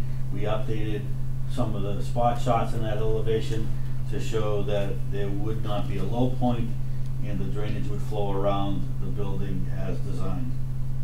There was a comment in regards to number 9, the grooved concrete pad to help mitigate the impacts or potential impacts of fuel spills. We've added a detail to that and called out that the concrete grooves will be added as part of that site plan. Number 10, which was a wash pad and a filter, should be utilized for the trucks. We've added that detail that's on sheet C8.3 and also identified on the lot layout sheet C4. Number 11, concrete trucks should have a specific area to wash out when they're pouring the concrete. We've added that information to the erosion control plan, and also we've added that information to the Appendix E of the drainage report in regards to the long-term pollution prevention plan that is also required for this project, or this type of a project, and that information is on sheet C7 and also on the details on sheet C8, and of course as well as the Appendix E. Number 12, dewatering basins should be shown on the plans. We've put those on the plans. We've also, like I said, for number 11, the details have been updated, the drainage appendix has been updated, and as best of my knowledge, we've addressed Mr. Delano's comments. We've addressed Alan and Major's comments. It was successfully. Mr. Chairman, on behalf of D'Alessandro Corporation, we respectfully request that you close the public hearing unless you have any other questions, and issue an order of conditions for this project to move forward, Mr. Chairman. John, anything? We got the comment letter and the plans late yesterday afternoon, and today being the meeting with the inspections and things, I really didn't get a chance to check the plans. I quickly read through the comment letter. I think we can cover anything that I spot through special conditions at this point. I don't agree with the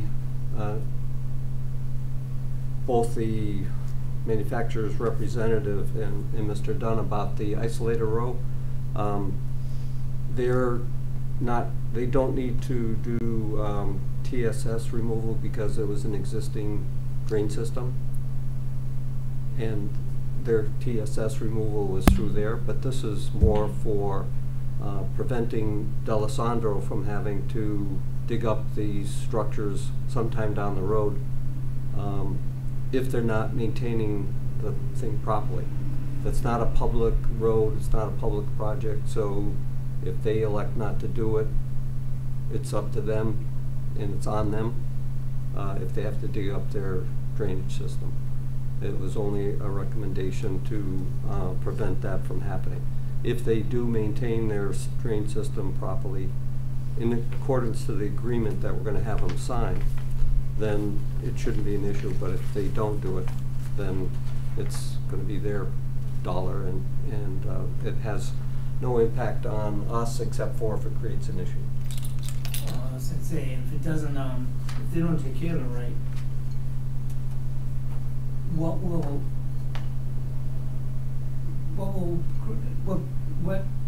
create the problem of them having to dig it back up? Will it be like flooding or something that it's not gonna be able to make them Well, it won't drive drain out on of it? the base, out of the So- system, so it'll. Right. It'll And water also, back up. this won't, in this area, it's not just D'Alessandro. Yeah. Apparently, they're gonna be renting out units, and so there'll be impacts on But yeah. the I people understand. leasing and. Is it something that we can, well, if it fails, they're gonna have to fix it no matter what. Yeah. That's correct. Yeah. So, And they're gonna be it's not something that we can force them to do if they don't wanna do it then. Right. They're doing it, at least putting it in, so And it's on their hopefully they decks read later their on. maintenance document and maintain it. Yeah. Yeah, I mean, that's gonna have to be on them then, yeah. So they'll have to do it no matter what. Yeah. Just this was a way to help. Well, You know how it is when you have your own on-site septic tank, Yeah. and it's good to pump it annually according to Title V, but sometimes it stretches out to 2 years, 2.5, 3 years, because it's just forgotten. Yeah. And even though you know that's the normal maintenance, you forget. Well, they can do the same thing with these drainage maintenance, O&M plans and that kind of thing. So it was just to save them some extra money. And a lot of times they don't know this. They're depending on the engineer's plan. Well, I constructed according to the engineer's plan. And then the engineer says, well, you didn't maintain it according to our thing. So again, it's not mandatory. It was just a comment that I had. Yeah. And they seem to have addressed it, so. Yeah. John, was that number 7 up there? I believe Yes, it that was, was- That's yes. what I was- That was the bigger of the yes, number 7. That's the one I wanted you to address, so thank you. You're welcome. Any other questions? Then I'll entertain a motion to close the hearing. Second. Moving second, all those in favor? Aye. I'll entertain a motion to issue a order of conditions for the project. Make that motion. Second. Moving second, all those in favor? Aye. So moved. Thank you Thank you very much. Thank And the you very much. stormwater. And the Yes, storm. I'll entertain a motion to issue the general stormwater permit. And I'll second. Moving second, all those in favor? Aye. So moved. Thank you again. Off to the zoning board we go. Good. Thank you very Yep. much, John. See ya. Over here. Oh. He's engrossed in his meeting. He's like, can't leave me hanging. See you later. I was concentrating on my computer I know, screen, sorry. that's okay. See you later. Yeah. All right, the hearing part is over. We have 255 Spring Street, a certificate of compliance. Don't recommend issuing anything because they haven't given us a updated as-built plan showing the correct Then we just table that markers. one. Yep, 1 Ames Drive, same. Yeah, sounds good. table that one. 373 Crescent Street, Same thing.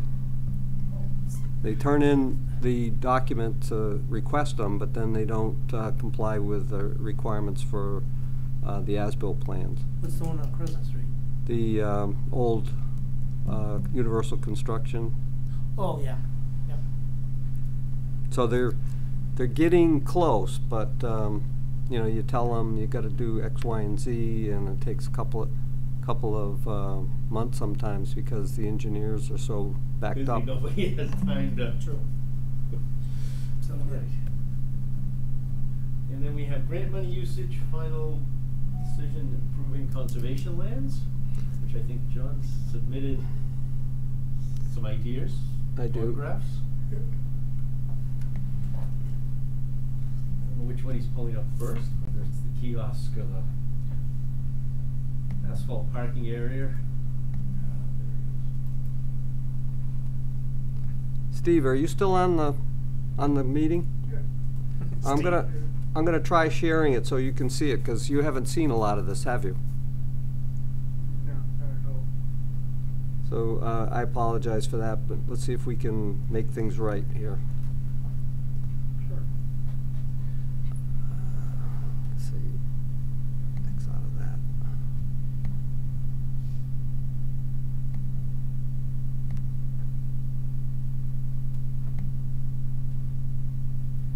Nick reached out to me about moving the dock. He said that, I You gotta wait for the water to recede. well, I told him I'm gonna be honest with you, I was thinking about, you know, within the next few weeks or so anyways. And, so I said, if you wanna help, I go, I'm more than happy to do it myself, cause I can do it, Just pull it up. no on the problem. grass. Yeah. And he goes, no, you know, next few weeks are good. So I said, I'll let him know what's going on, and if we can meet, we'll meet and then we'll do it. If not, I'll go out there and do it when I think it's the right time so it doesn't float down the water in the tractor. I'm not doing that one.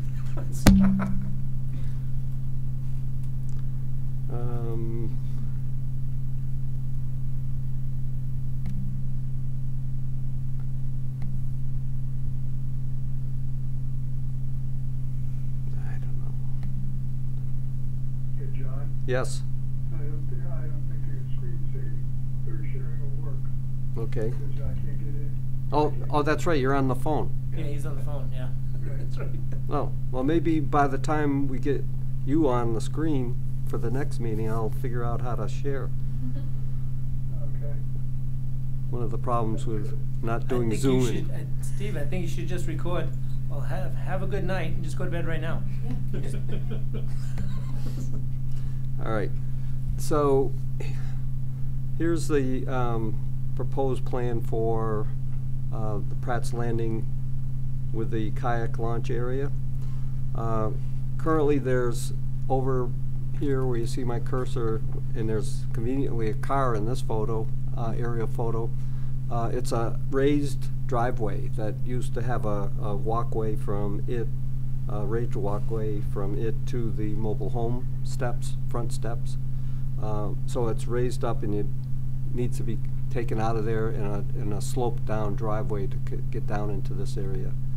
There's one over on this side here as well, but it has to be widened out because the abutter has a property line that's approximately where the yellow line is here.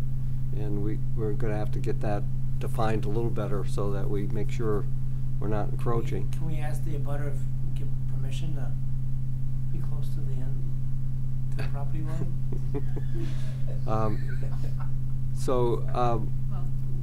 I do have survey information that indicates where the front corner is and the lot line is, so we'll be able to define that before anybody would start construction. But approximately, this is where it is.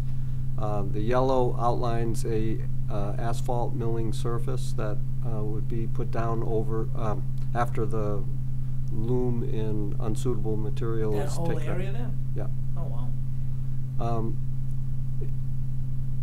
It would support 7 cars and enough room for them to back up and turn to go either direction. Right now, with the trees, the shrubs that are in there, and the telephone pole, which will have to be relocated, because I think we really should have some potential for power in case we want to do a event on Pratt's Landing. You'd have power to run extension cords. It would have shrubbery around it for just kind of making sure people don't drive too far down. Granite slabs for tire stops or something similar. A barway here that's just more of a deterrent rather than a complete prohibitive type thing. And it could be removable so that in case one of the members and his cousin wants to move it back up high above the flood line, could, and then a proposed shed if there's enough money left in the funds. A kiosk with information about Pratt's Landing, a conservation area sign like you see at Flaggy Meadow, at Holmes Hill, to call it Pratt's Landing. And that is it, I think. And that may take us almost all the way up to 20, if not more, but maybe we can work with somebody to help keep some of the costs down by using recycled materials from the town, the granite slabs. I think I know there's a bunch of granite sitting down at the transfer station that could be used for the front of that. And if the millings could be reused from the town, that would be a good plus. Should be no problem for that. But then we wouldn't have to pave it, and it wouldn't have to worry about it being asphalted, so it would drain. Right. We would just have to designate, and that could be easily done with a sign, but I'm assuming we want to make it ADA compatible, so you need a handicapped spot out of at least one of those 7. Yep. Well, picnic tables. But I think I know somebody that can take care of the shrubbery part of it, so we're probably good with that. I didn't We specify. could probably organize a volunteer planting crew at some point. Nice. Boy Scout already working on a sign. Are they? He was out there digging, doing something. Oh, I'll have to check that out. Because Go over there and stop and see. he was. I asked him what Stop he was water. gonna put on it because he said he didn't know. He said somebody's gonna tell him. Oh, well, good for good for him. I think it's the Eagle Scout that Yeah. did the kayak launch. I think he wanted to, or wants to be able to show credit to the Taunton Wild and Scenic Stewardship Council, who provided him with the majority of the grant money. So that would work out good.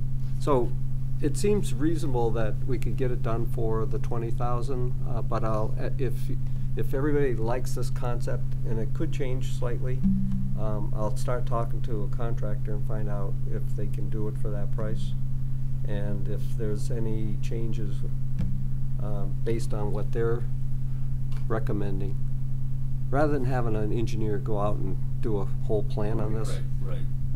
I think this would be acceptable to at least start discussions with a contractor. And if What would the shed be used for? How big would it be? there's the thought by the Open Space Committee that they would like to get a riding lawnmower sufficient enough to keep this field area down, so that it doesn't have to be.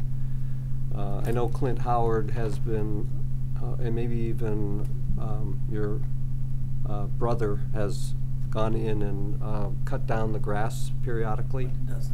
But it doesn't keep it like a lawn. Yeah, it's very stubbly, Yeah. and if you're having an event, it's not all that comfortable. Once you start cutting it with a lawnmower, it'll come. Yeah. So they would need a lawnmower Yeah. to store it there. Yeah, and the stuff for the canoe launch too. Think the abutters have any problems with it? No, I can't think of it. Maybe think bits about it. Oh, there it is. So there was some talk at the last time at our last meeting to honor Ryan with some type of picnic pavilion with a plaque, maybe a kiosk up here with some other information. So even though we have one over here, we could have another one here, and put a suitable plaque for honoring Ryan. But in the interim, another suggestion has arisen, and the suggestion is that perhaps there could be naming this forestry ridge, like you see in memory of, or in honor of. Vets and veterans get bridges Yeah. named on the overpasses and stuff like that. True. And we need to credit where credit's due. Yes. Carol came up with this idea, and I thought it was actually pretty good. That is, to yeah. name the Forest Street Bridge. I wouldn't even have thought of that, yeah. Well, I just saw it on Facebook. It's 100 years ago. It was called Pratt's Bridge. Who was Pratt? A pirate or? So Pratt's owned the farm here many years ago, and that eventually it was conveyed to other farmers along the way and then broken up into smaller pieces. But originally Pratt had a big farm here. So the Anderson farm is kind of like a successor to the Pratt farm. And there was a lot more land with it than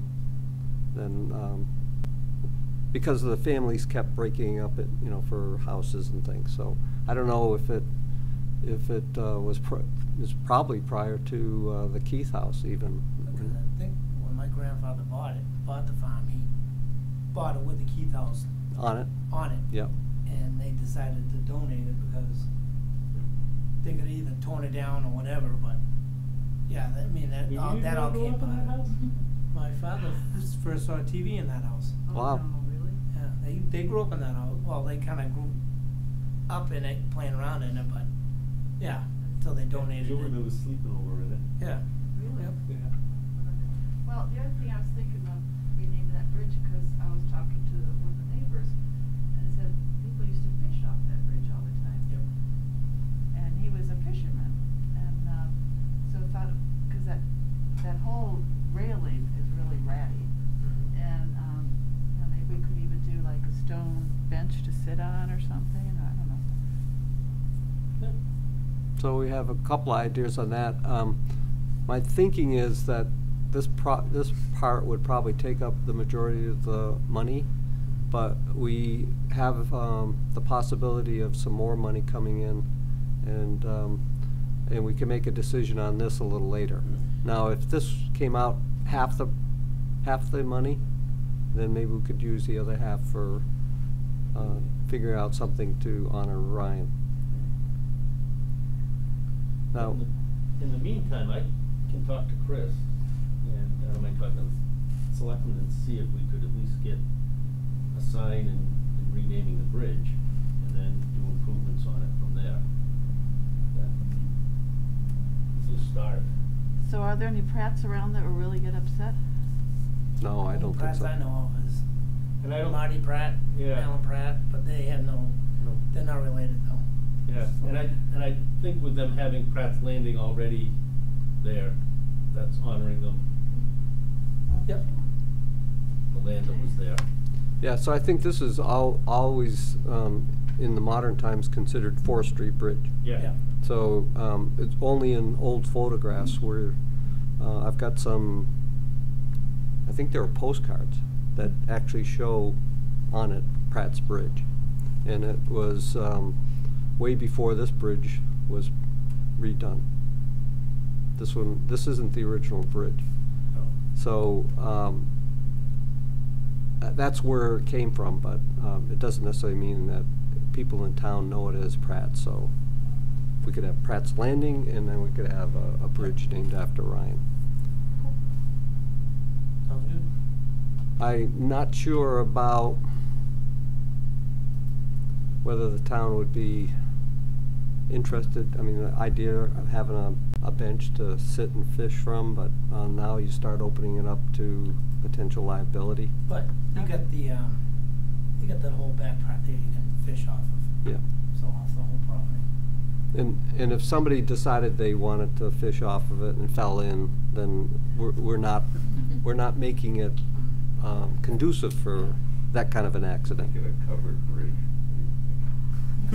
Even so, they keep those windows up high so nobody Keep the jumps out of traffic them. So those are the two ideas there. And like I said, I don't think they necessarily have to go together. It depends on what we find out from the cost on the other side here, but I think that will use up a lot of that 20,000, just by estimation at this point.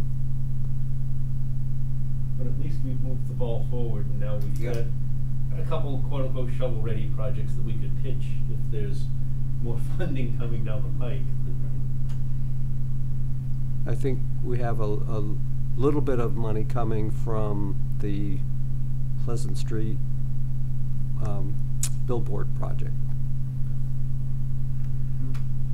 Some of that's to be used for a scholarship, but some of it's used for special conservation projects, and that could be one.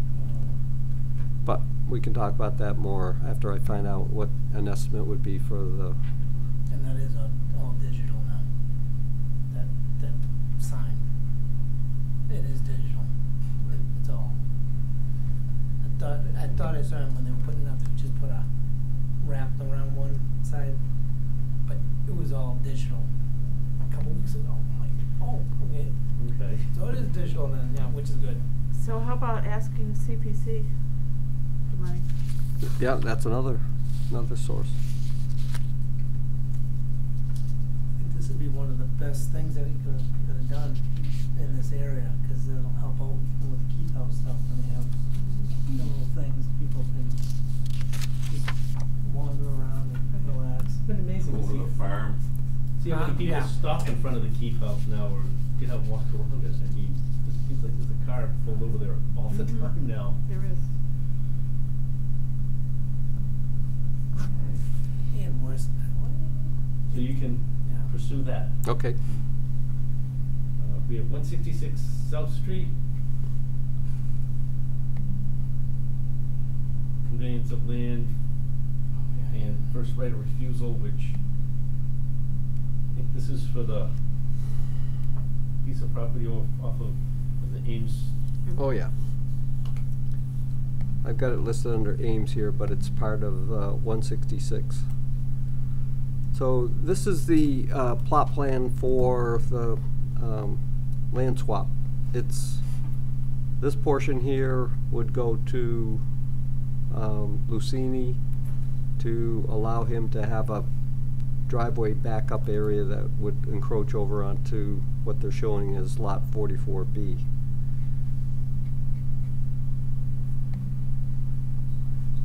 So this is the Lucini land, this is the ASAC land, and this would go to Lucini, this area right here. Oop, getting ahead of myself, sorry. So when they say land swap, does Lucini give something over to AZAC? Yeah, I think I might have it here. Not that I really. Nope, I guess not. What I can do is go up here.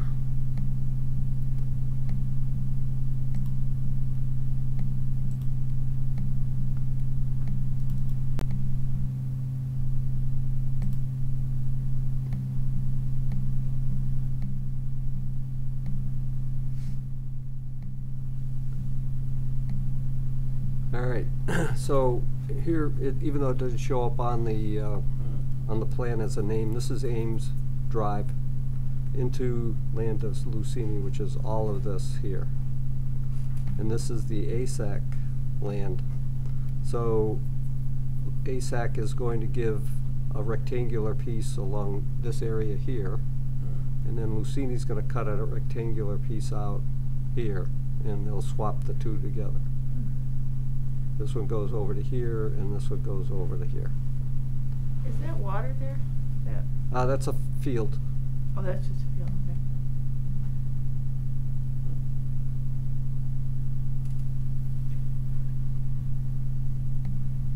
So we basically just need a motion saying that we do not want to use the purchase of the land for right of first refusal. Right, because it really doesn't connect to anything that we have for any of our trail systems. It's agriculture now. Yep. Yep.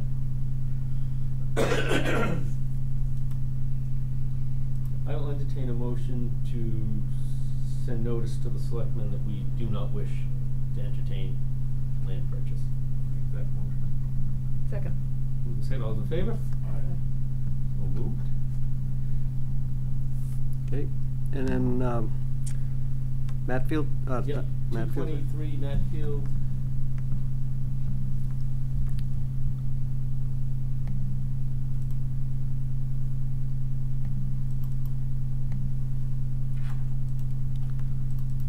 So the Seagrens own all of this land that you see here.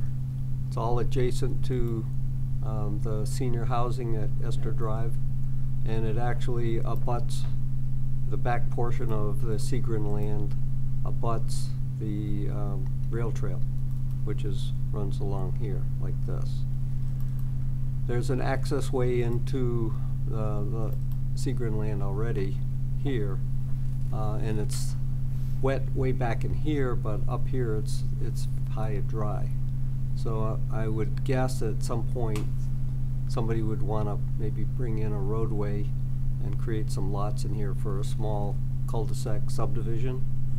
At that point, the offer might be something that the town might want to consider because it would connect the rail trail and other areas. But for now, they're just cutting out one lot, 130,000 square foot lot here, and it fronts actually on East Street.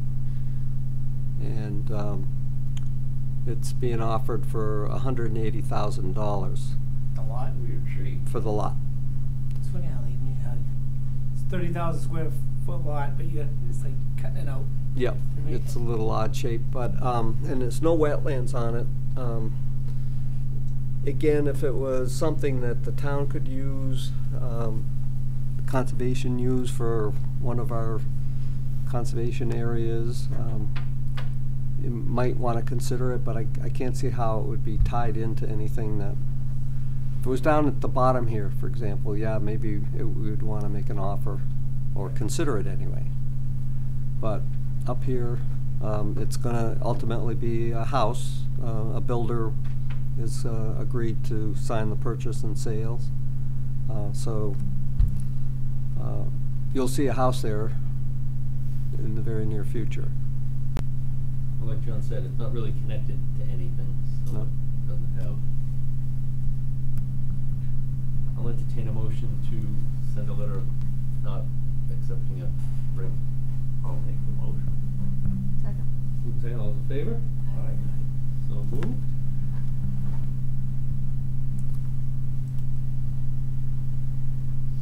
Next we have lot 2A Manley Street. The piece of property that Ron Snell was. So here's the actual deed. He's already signed it over to the town. It's been notarized. It has a place for conservation approval. And then after conservation, it has a place for the Board of Selectmen to approve it. My recommendation would be to vote to have Tim sign it on behalf of the commission. It doesn't necessarily have to be tonight, but I will show you the parcel that we're talking about. If you recall, this is all along the is it the Cochise? Yep. And this is Ron Snell's land where he's storing trailer trucks and he's cleaning it up to sell.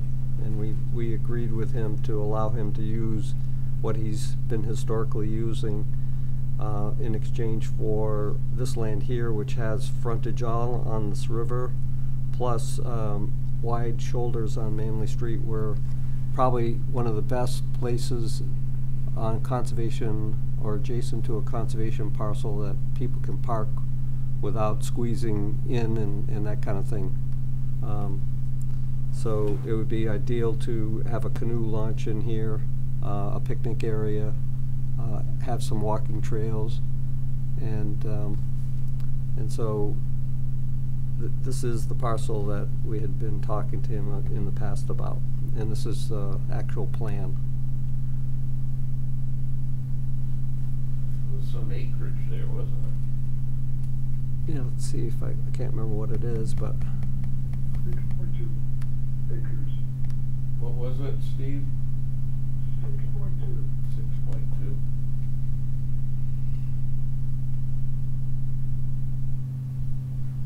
And then it abuts to the Fish and Wildlife land, which makes it even more usable area. Yep. And there's another person who's talked with us about donating this land over here to us so that we could have quite a bit of area here for trail work. And again, with plenty of parking along the shoulder up here, it wouldn't be difficult to have people with canoes, people picnicking, and people hiking, which most of our other parcels that doesn't exist. We just don't have that kind of parking at any of the other parcels.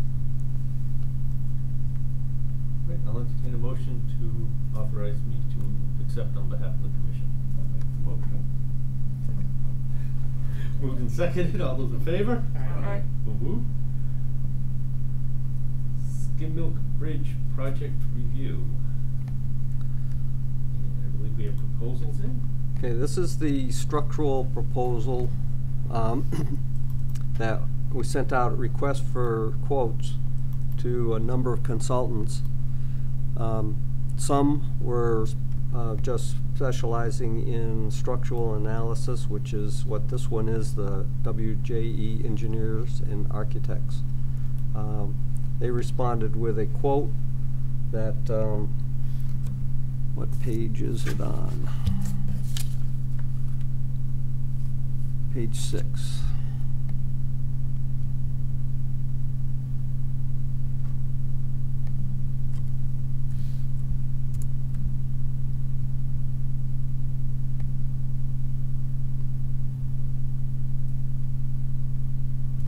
So their quote is $7,800, and that is exactly the amount that we have in the budget. Wow. And they're the only ones that responded for the structural. Joan Pierce, who is heading this project in collaboration with the commission, has a couple of questions on some of the terminology in their proposal. And so when a contract is actually drawn up, we can clarify some of it, but in principle, she's happy with it. It is within the budget, and so I'm recommending that we retain the services of WJE Engineers and Architects to do the structural analysis. Yeah, we don't have to ask permission to spend that money, do we? No, it's already been appropriated. Yeah. It's in the CPC funds plus a grant from the Taunton Wild and Scenic Stewardship Council. So they just come up with a plan of how to repair it? They're gonna look at the bridge to see what it is today, for example, and how they can prevent it from collapsing any further. It's not to repair it and make it whole again, because it kind of would take away from the way it is now. yeah. Put a big fee on it like that for the water on these 100-year storm water gushing down like go around it. Yep, exactly. I suggested putting 6-foot-high barbed wire chain link fence around it, but then all you could do is look, and it's very nice to sit there and. What was the date they thought it was constructed? 1833. Yeah. All right, so that's that one. I'll entertain a motion. I'll make the motion. Second that. Moving second, all those in favor? Aye. So moved. And then for the National Historic Register application, our pal submitted a proposal, PAL being Public Archaeology Laboratory, and by the way, both these firms are very highly qualified. Reading their documentation and who would work on the projects, they're very well qualified. And so this is on page 20.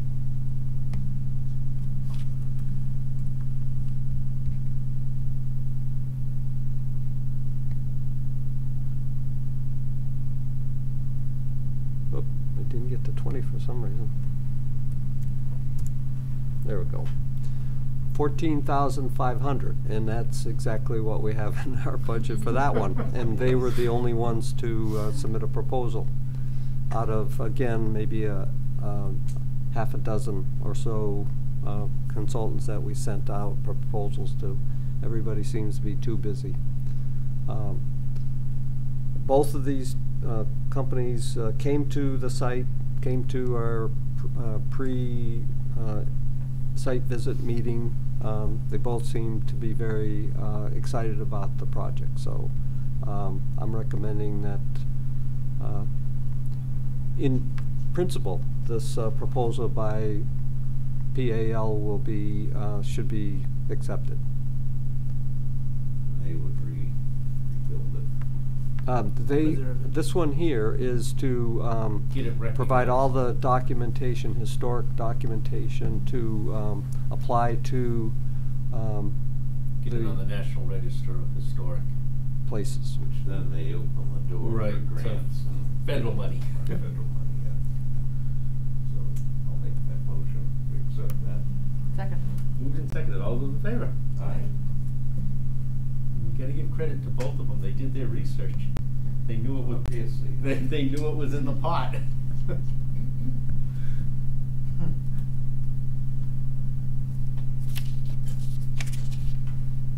You have 279 Pleasant Street minor project change.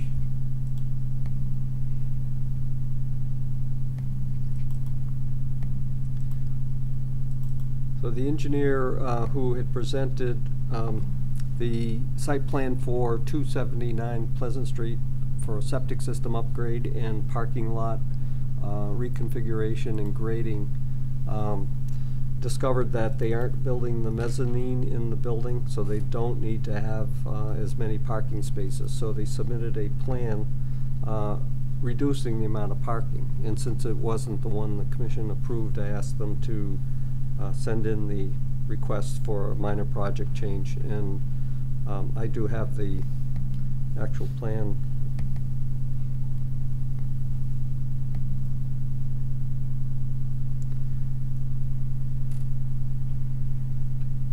And their proposal is just to remove the parking and make it landscaped grass area? Yes. So.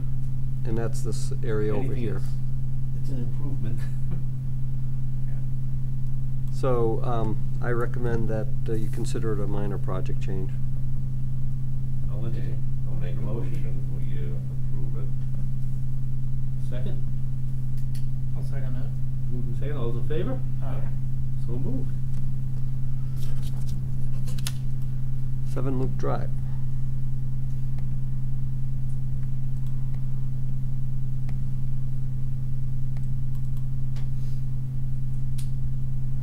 We knew these were all gonna eventually come in. So this is a conceptual plan that the landowner for number 7 Loop Drive has retained the same engineer that did Stan's pool on lot at number 1 Loop Drive, which is I think lot 7, but the same engineer is proposing some things with Antonio, who owns lot number 7, and they had proposed a change in the retaining wall that you see in red here, and put a pool, squeeze a pool in the back. It's only 10 feet off the foundation. Where you see this little symbol here that looks like the sun, he mentioned that he can barely get his riding lawnmower through there, and so he was proposing to push the existing older wall that's out there out a little bit so he'd have a little bit more room. And then in talking with me, he mentioned that the outfall for the drain system for Loop Drive is right here at the edge of the stone wall, which is this brown line. Here's where the stone wall is right now. Here. And then it comes down here. It discharges right here. He'd like to, and this 50-foot buffer is right here. He'd like to push it out to the 50-foot buffer and discharge it there instead of close to the wall, because anything he can get with water away from the house, he feels mosquitoes will be less of a problem. And as we talked, he said, what would happen if I could square off my yard a little bit? I said, well, if the commission were to even consider it, it would have to be an even trade. So this area here would be something he would be interested in encroaching into the 50-foot buffer, and the same up in this area, and he'd trade off this horn that you see here that's pretty much useless to him, and it would balance out this amount and this amount that he would take from the conservation easement and provide him a little bit more of a backyard for his kids. What is that over there? What is it like? This is his outside the 50-foot buffer that he could do something with, but it's not really useful the way that's shaped. Here's the wetland line. Whoop, sorry. Whoop. Here's the wetland line, 50-foot buffer, 50-foot buffer. That's part of the lot. And it's part of the lot, yeah. So this is his lot way out here, down to here, and over here too. So this is all wasted land that. I assume he's gonna need a fence around that pool anyway. Yes, yep. So in order for him to do this, if you did allow him to do it, he would have to have the engineer draw up a conservation exhibit plan, and we'd have to amend the existing subdivision conservation easement. The homeowners association probably would have to at least agree to this because it's affecting the conservation easement that they all have bought into. Each one of them has a conservation easement on their land, and Why is it? Just leave it the way it is. I mean, I don't have a huge problem fixing a problem that should have been fixed in the beginning, so to speak. I mean, if we had our new squares that we have to, the new polygon, this whole subdivision probably wouldn't have been done the way it was. lot fewer lots, that's for sure. Yeah, definitely. So if we change this, are we threatening or put in danger the wetlands or anything? So we have, this town has a 50-foot buffer, and DEP has no buffer. So DEP would allow them to put this pool right up in here, or right over in here, anywhere. Really? Right up against. They could go right up to the wetland line. So the town was very foresighted by saying, we need a buffer to the wetlands, and the buffer provides extra protection to the wetland, not only for filtering anything that's running towards it, but for shading. When you cut down trees to put in a subdivision and you're allowed to go right up to the wetland line, well, you're actually affecting shading or lack of shading on all the plants in this area. So it's going to alter this area as well. So they've already constructed up to this brown line that you see, because they've got a retaining wall in there now of boulders. This particular developer seems to have a lot of boulders, so he has already affected the 50-foot buffer to some extent by cutting the trees down. If you allowed him to encroach a little here and never touch any of this, because he has a right to do stuff in here. He might come to you and say, I'd like to put a vineyard in here or a garden. How big is it, John, would you guess? By scale, if this is probably 60 or 70 feet, that's probably 100 feet across, and it tapers from nothing to out maybe about 25 to 30 feet. So That's not an inexpensive change he's talking about No. there. he's going to spend money to Yeah, engineer it and put in a retaining wall. retaining Yeah. wall, because it's going to have to come up quite a bit. There's quite a drop from this existing Plus wall fill down. wall. You think we'll have issues later on with the other lots? People coming, Sure, oh, but yeah. you did it with this They've one. been in. Why So- can't you do it with this one? Yeah. We have the first one, Yeah. the second one's been in, the third lot, the guy seems to be satisfied at the moment, but Yeah, I know. he doesn't have kids. Thing is, a lot of the other lots don't have anything to trade. That's I right. know, Yeah. I But know. then They don't have something to give. Right. I mean, and But then you get into that fact, well, just, Well, I'm then, poorer well, than them, so you're gonna give it to the people that have more. We had to sign You get all kinds we had of to sign the laws. association, whatever it Yeah. is, why can't we do it something even though we don't have something? Especially if you want to discourage people from doing this. I understand what you're saying, it's probably Yeah. a good thing to trade it, but me, I would just leave it the way it is, but that's. I mean, I'm willing to give a swap here, No, I but know. I also would like to see, he's already cut in an area where we shouldn't have. Right. So there's gotta be something Yeah, we as did a, something that, how about an enhanced planting around the buffer or something to help mitigate the disturbance Plus that is. he's gonna put an apron around and he's closer to the wetlands because of the 50-foot intrusion, so, I mean, you're gonna get runoff, you're gonna get, what kind of pools are you gonna put in there? Is it gonna be chlorine, is it gonna be So, saline, what's it gonna be? We made Ston do a rain garden. Yeah. Right, I mean, I don't know if he has room here to do a rain garden. or whether he'd want to. I mean, maybe if you said. They maintain it. You know how many, remember we tried to do the rain garden with those other, well. Up on, Yeah, they didn't Pearl wanna Road. do it, it was ugly, it was this, it was that, yeah. Yep. We also learned with that one, how to write them up so they don't go and Yeah. get rid of them after they Yeah.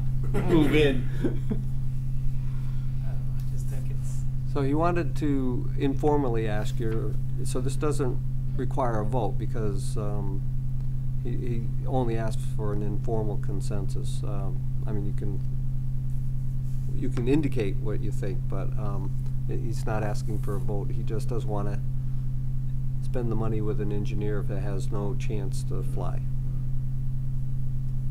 How many other people can do this? I think there's one more. Steve? And maybe Steve, so maybe two more.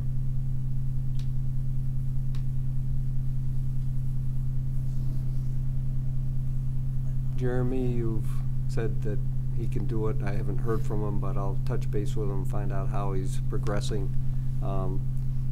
Ston is in the process, and so he'll be doing a certificate of compliance on that one.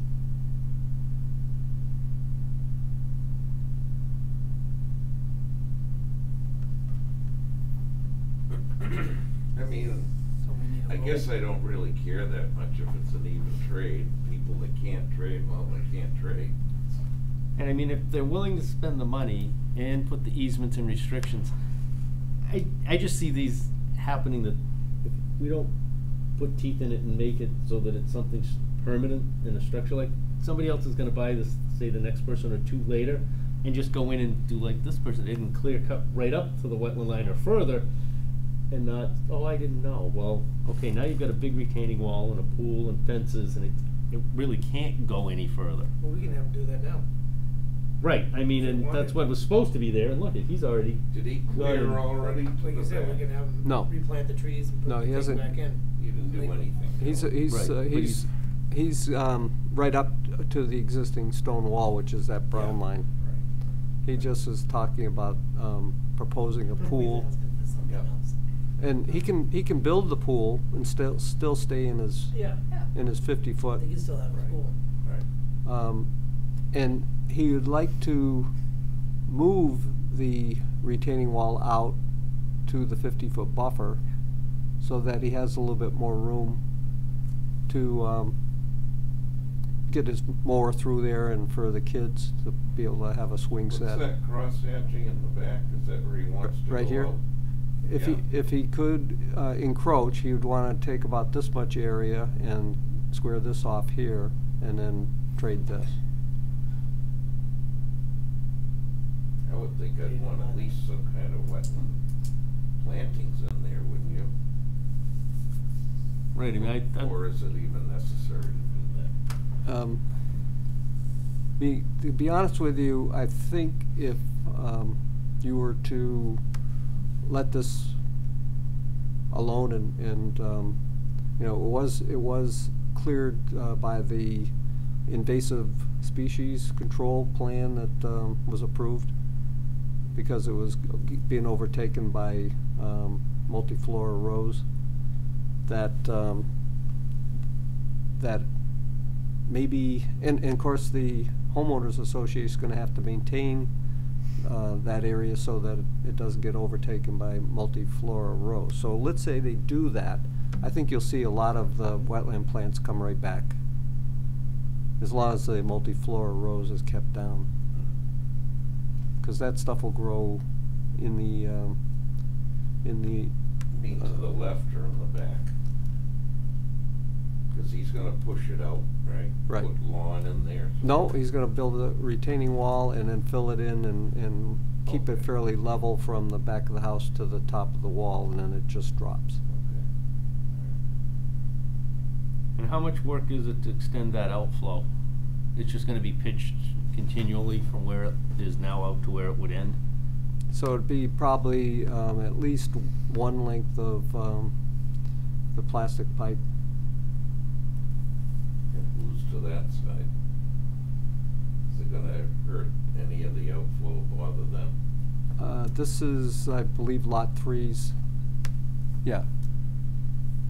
Or not 3, number 3, Loop Drive, is that what it says there? Let me see.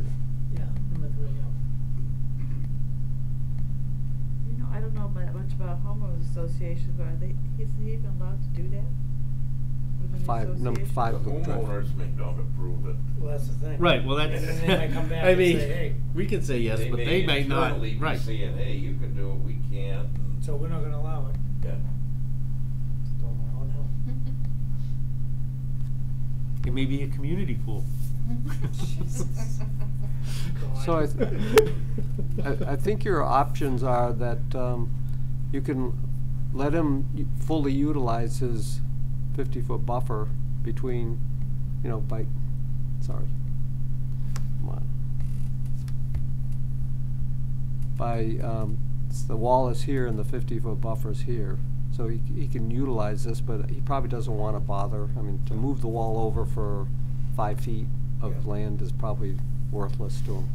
But up in here, he has more room that he could do things and move the wall right out here and still not, Well, a little pool house or whatever. yeah.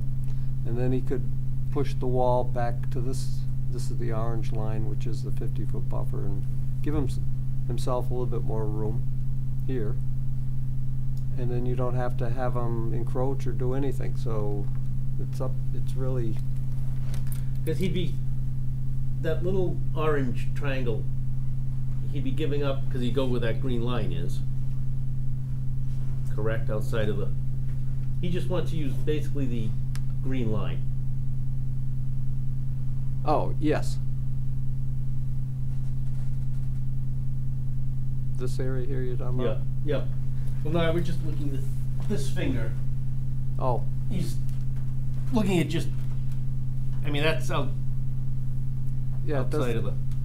it doesn't really help him too much. It doesn't have any use. He can't really. I mean, it would make sense to square as much of it off as you could to.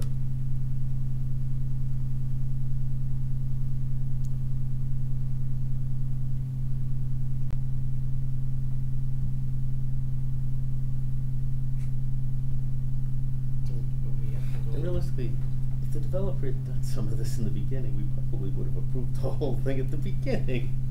The beginning. It's just like the poor person on South Street that had to put his turnaround in his front yard, right where his door is. If they had done a little bit of. Right.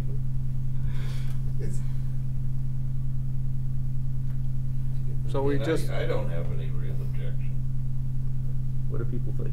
I say leave it the way it is. I do too. That's my opinion. Me too. Tiebreaker. Go the way you feel. I won't hold anything against you. Oh, I don't worry about that.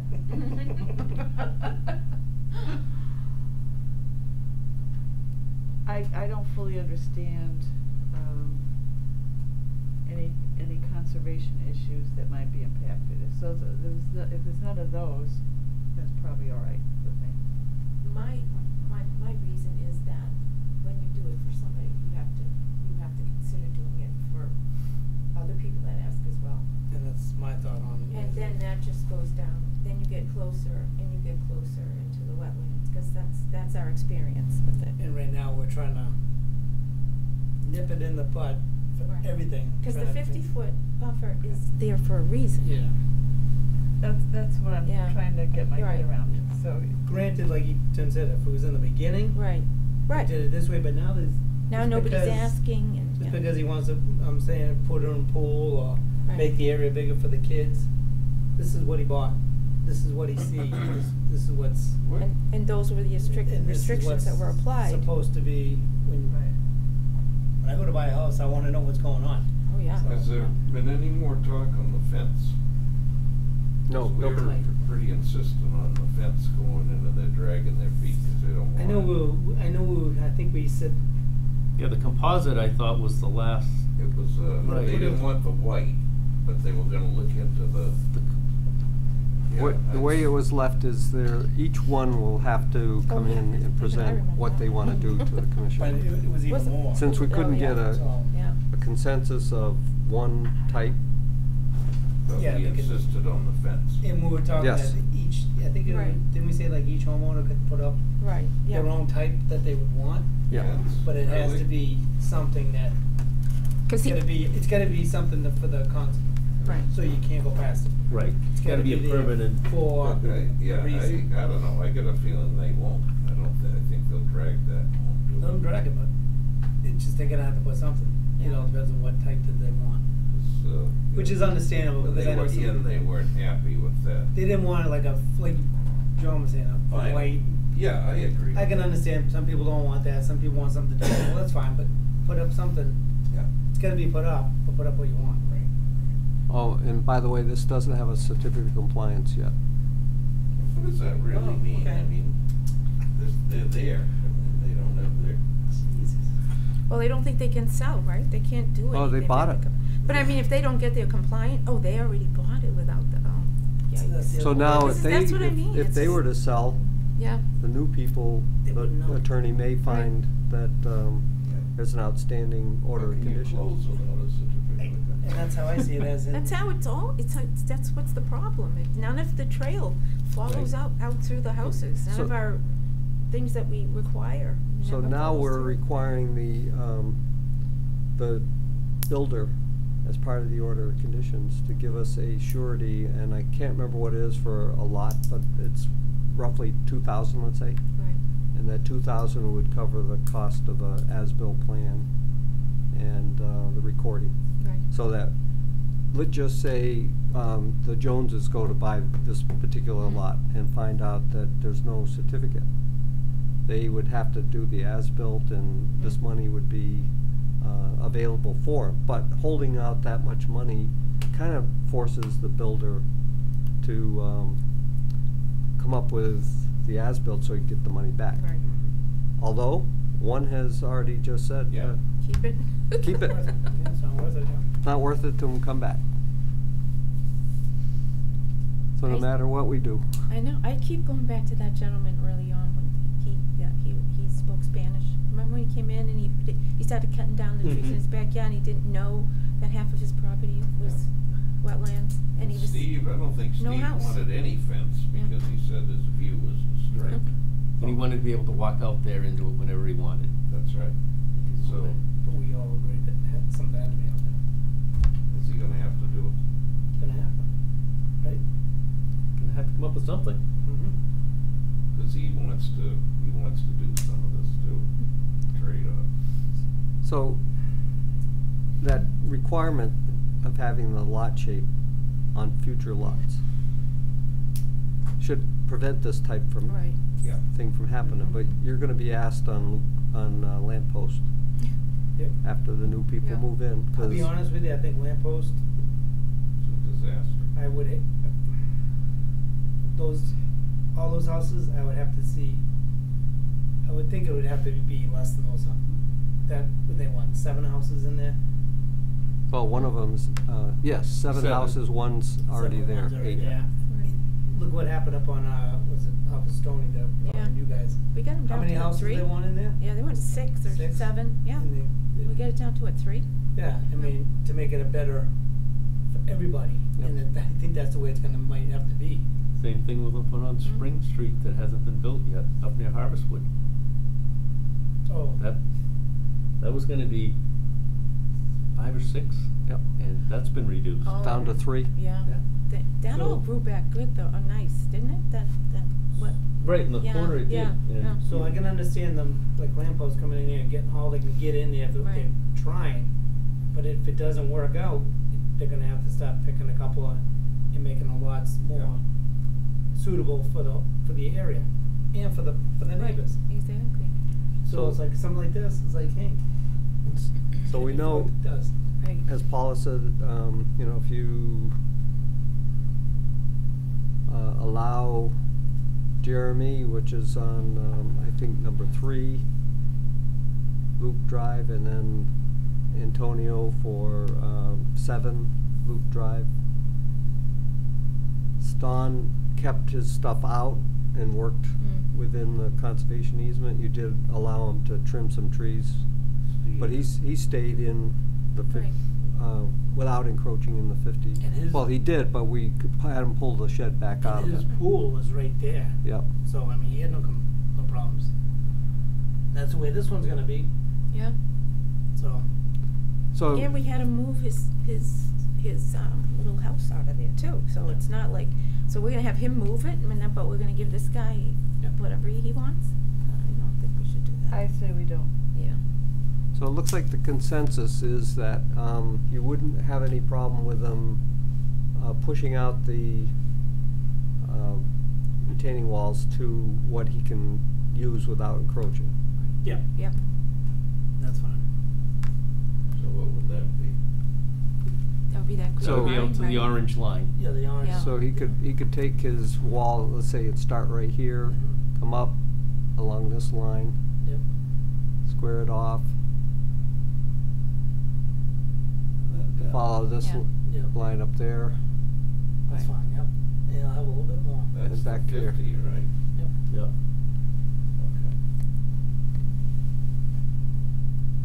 That's a consensus. And if he wants to put a garden on the other part over there, he can get, garden's fine. Won't get enough sunlight, but that's okay. Yeah, well, he can try. Well, if it were mine, I'd probably step the retaining wall down so that it created a ramp. Yep.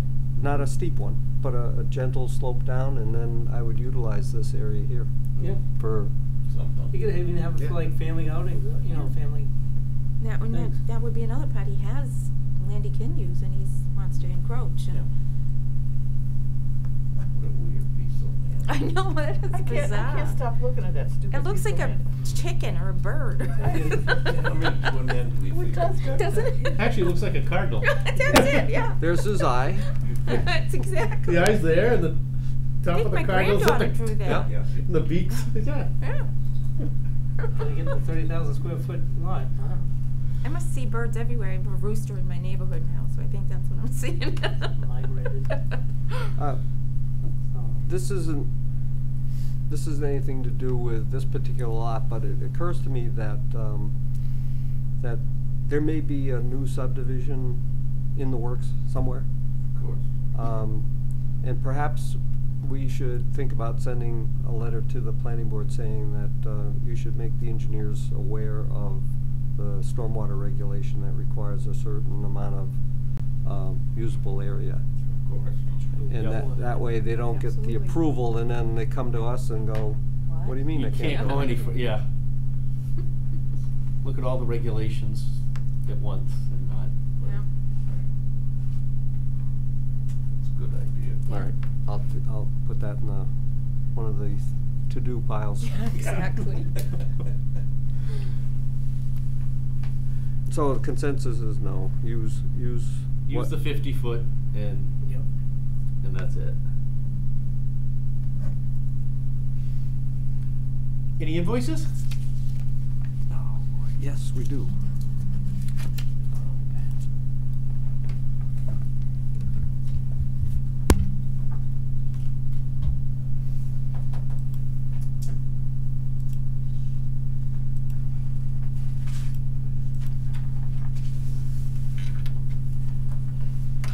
And I apologize, this is a rarity, a late night like this. We don't normally have them. Great time to join, great I time to come know. back. Yeah. Okay, we have a surety release for 5 Tiffany Circle. They received a certificate of compliance at the last meeting, and we had a $100 bond to make sure they came after their certificate.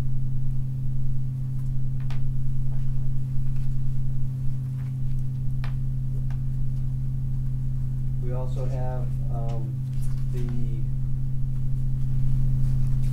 warrants that you signed at the last meeting, one for Allen and Major for 21 Lincoln Street.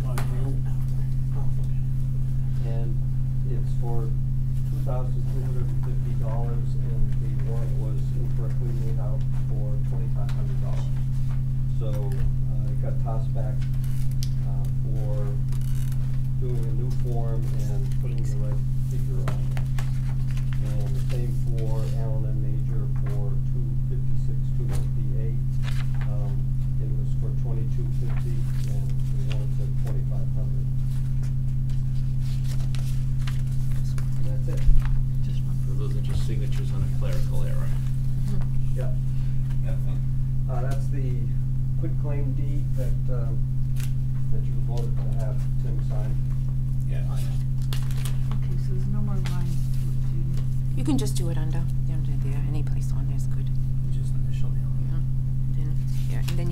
initial over When here when you get a minute.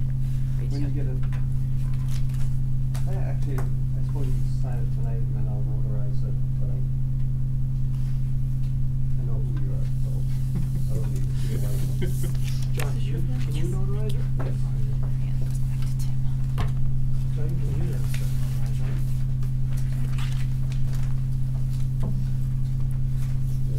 There.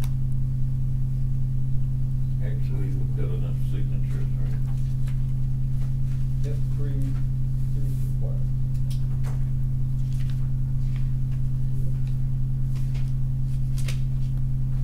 That's it. The other thing in here is, On the back. certificate of compliance for, Willow Scene for Ames Drive and Concord to, Anybody else have anything else? I have a question. Yes. Did we hear back from the, I don't remember the person, but the one we're gonna find out she was gonna sell her house? Or, Oh, the older lady? Yeah. Oh, about selling, Yeah. oh yeah, we didn't find Oh. out whether Did we she ever was hear selling about it or that? not. Thank you. Boy. Yeah. 150 Ash Street. The thing is for sale, so it's, not a hardship. So, I think probably what you should do is then go ahead and take a formal vote. I'll entertain a motion to deny the hardship claim. I'll second that. Say, all those in favor? Aye.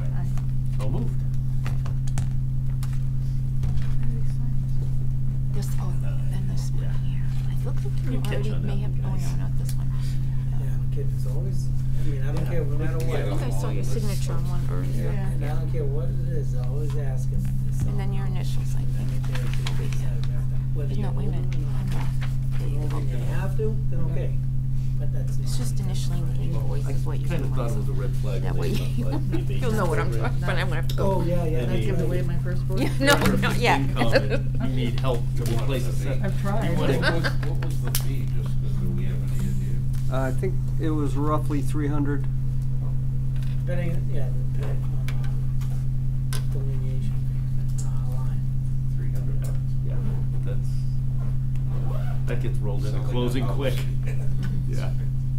Especially in today's market. All right. Anything else? I'll entertain a motion to close. Make a motion to close. Okay. We're done. The hell, she's back.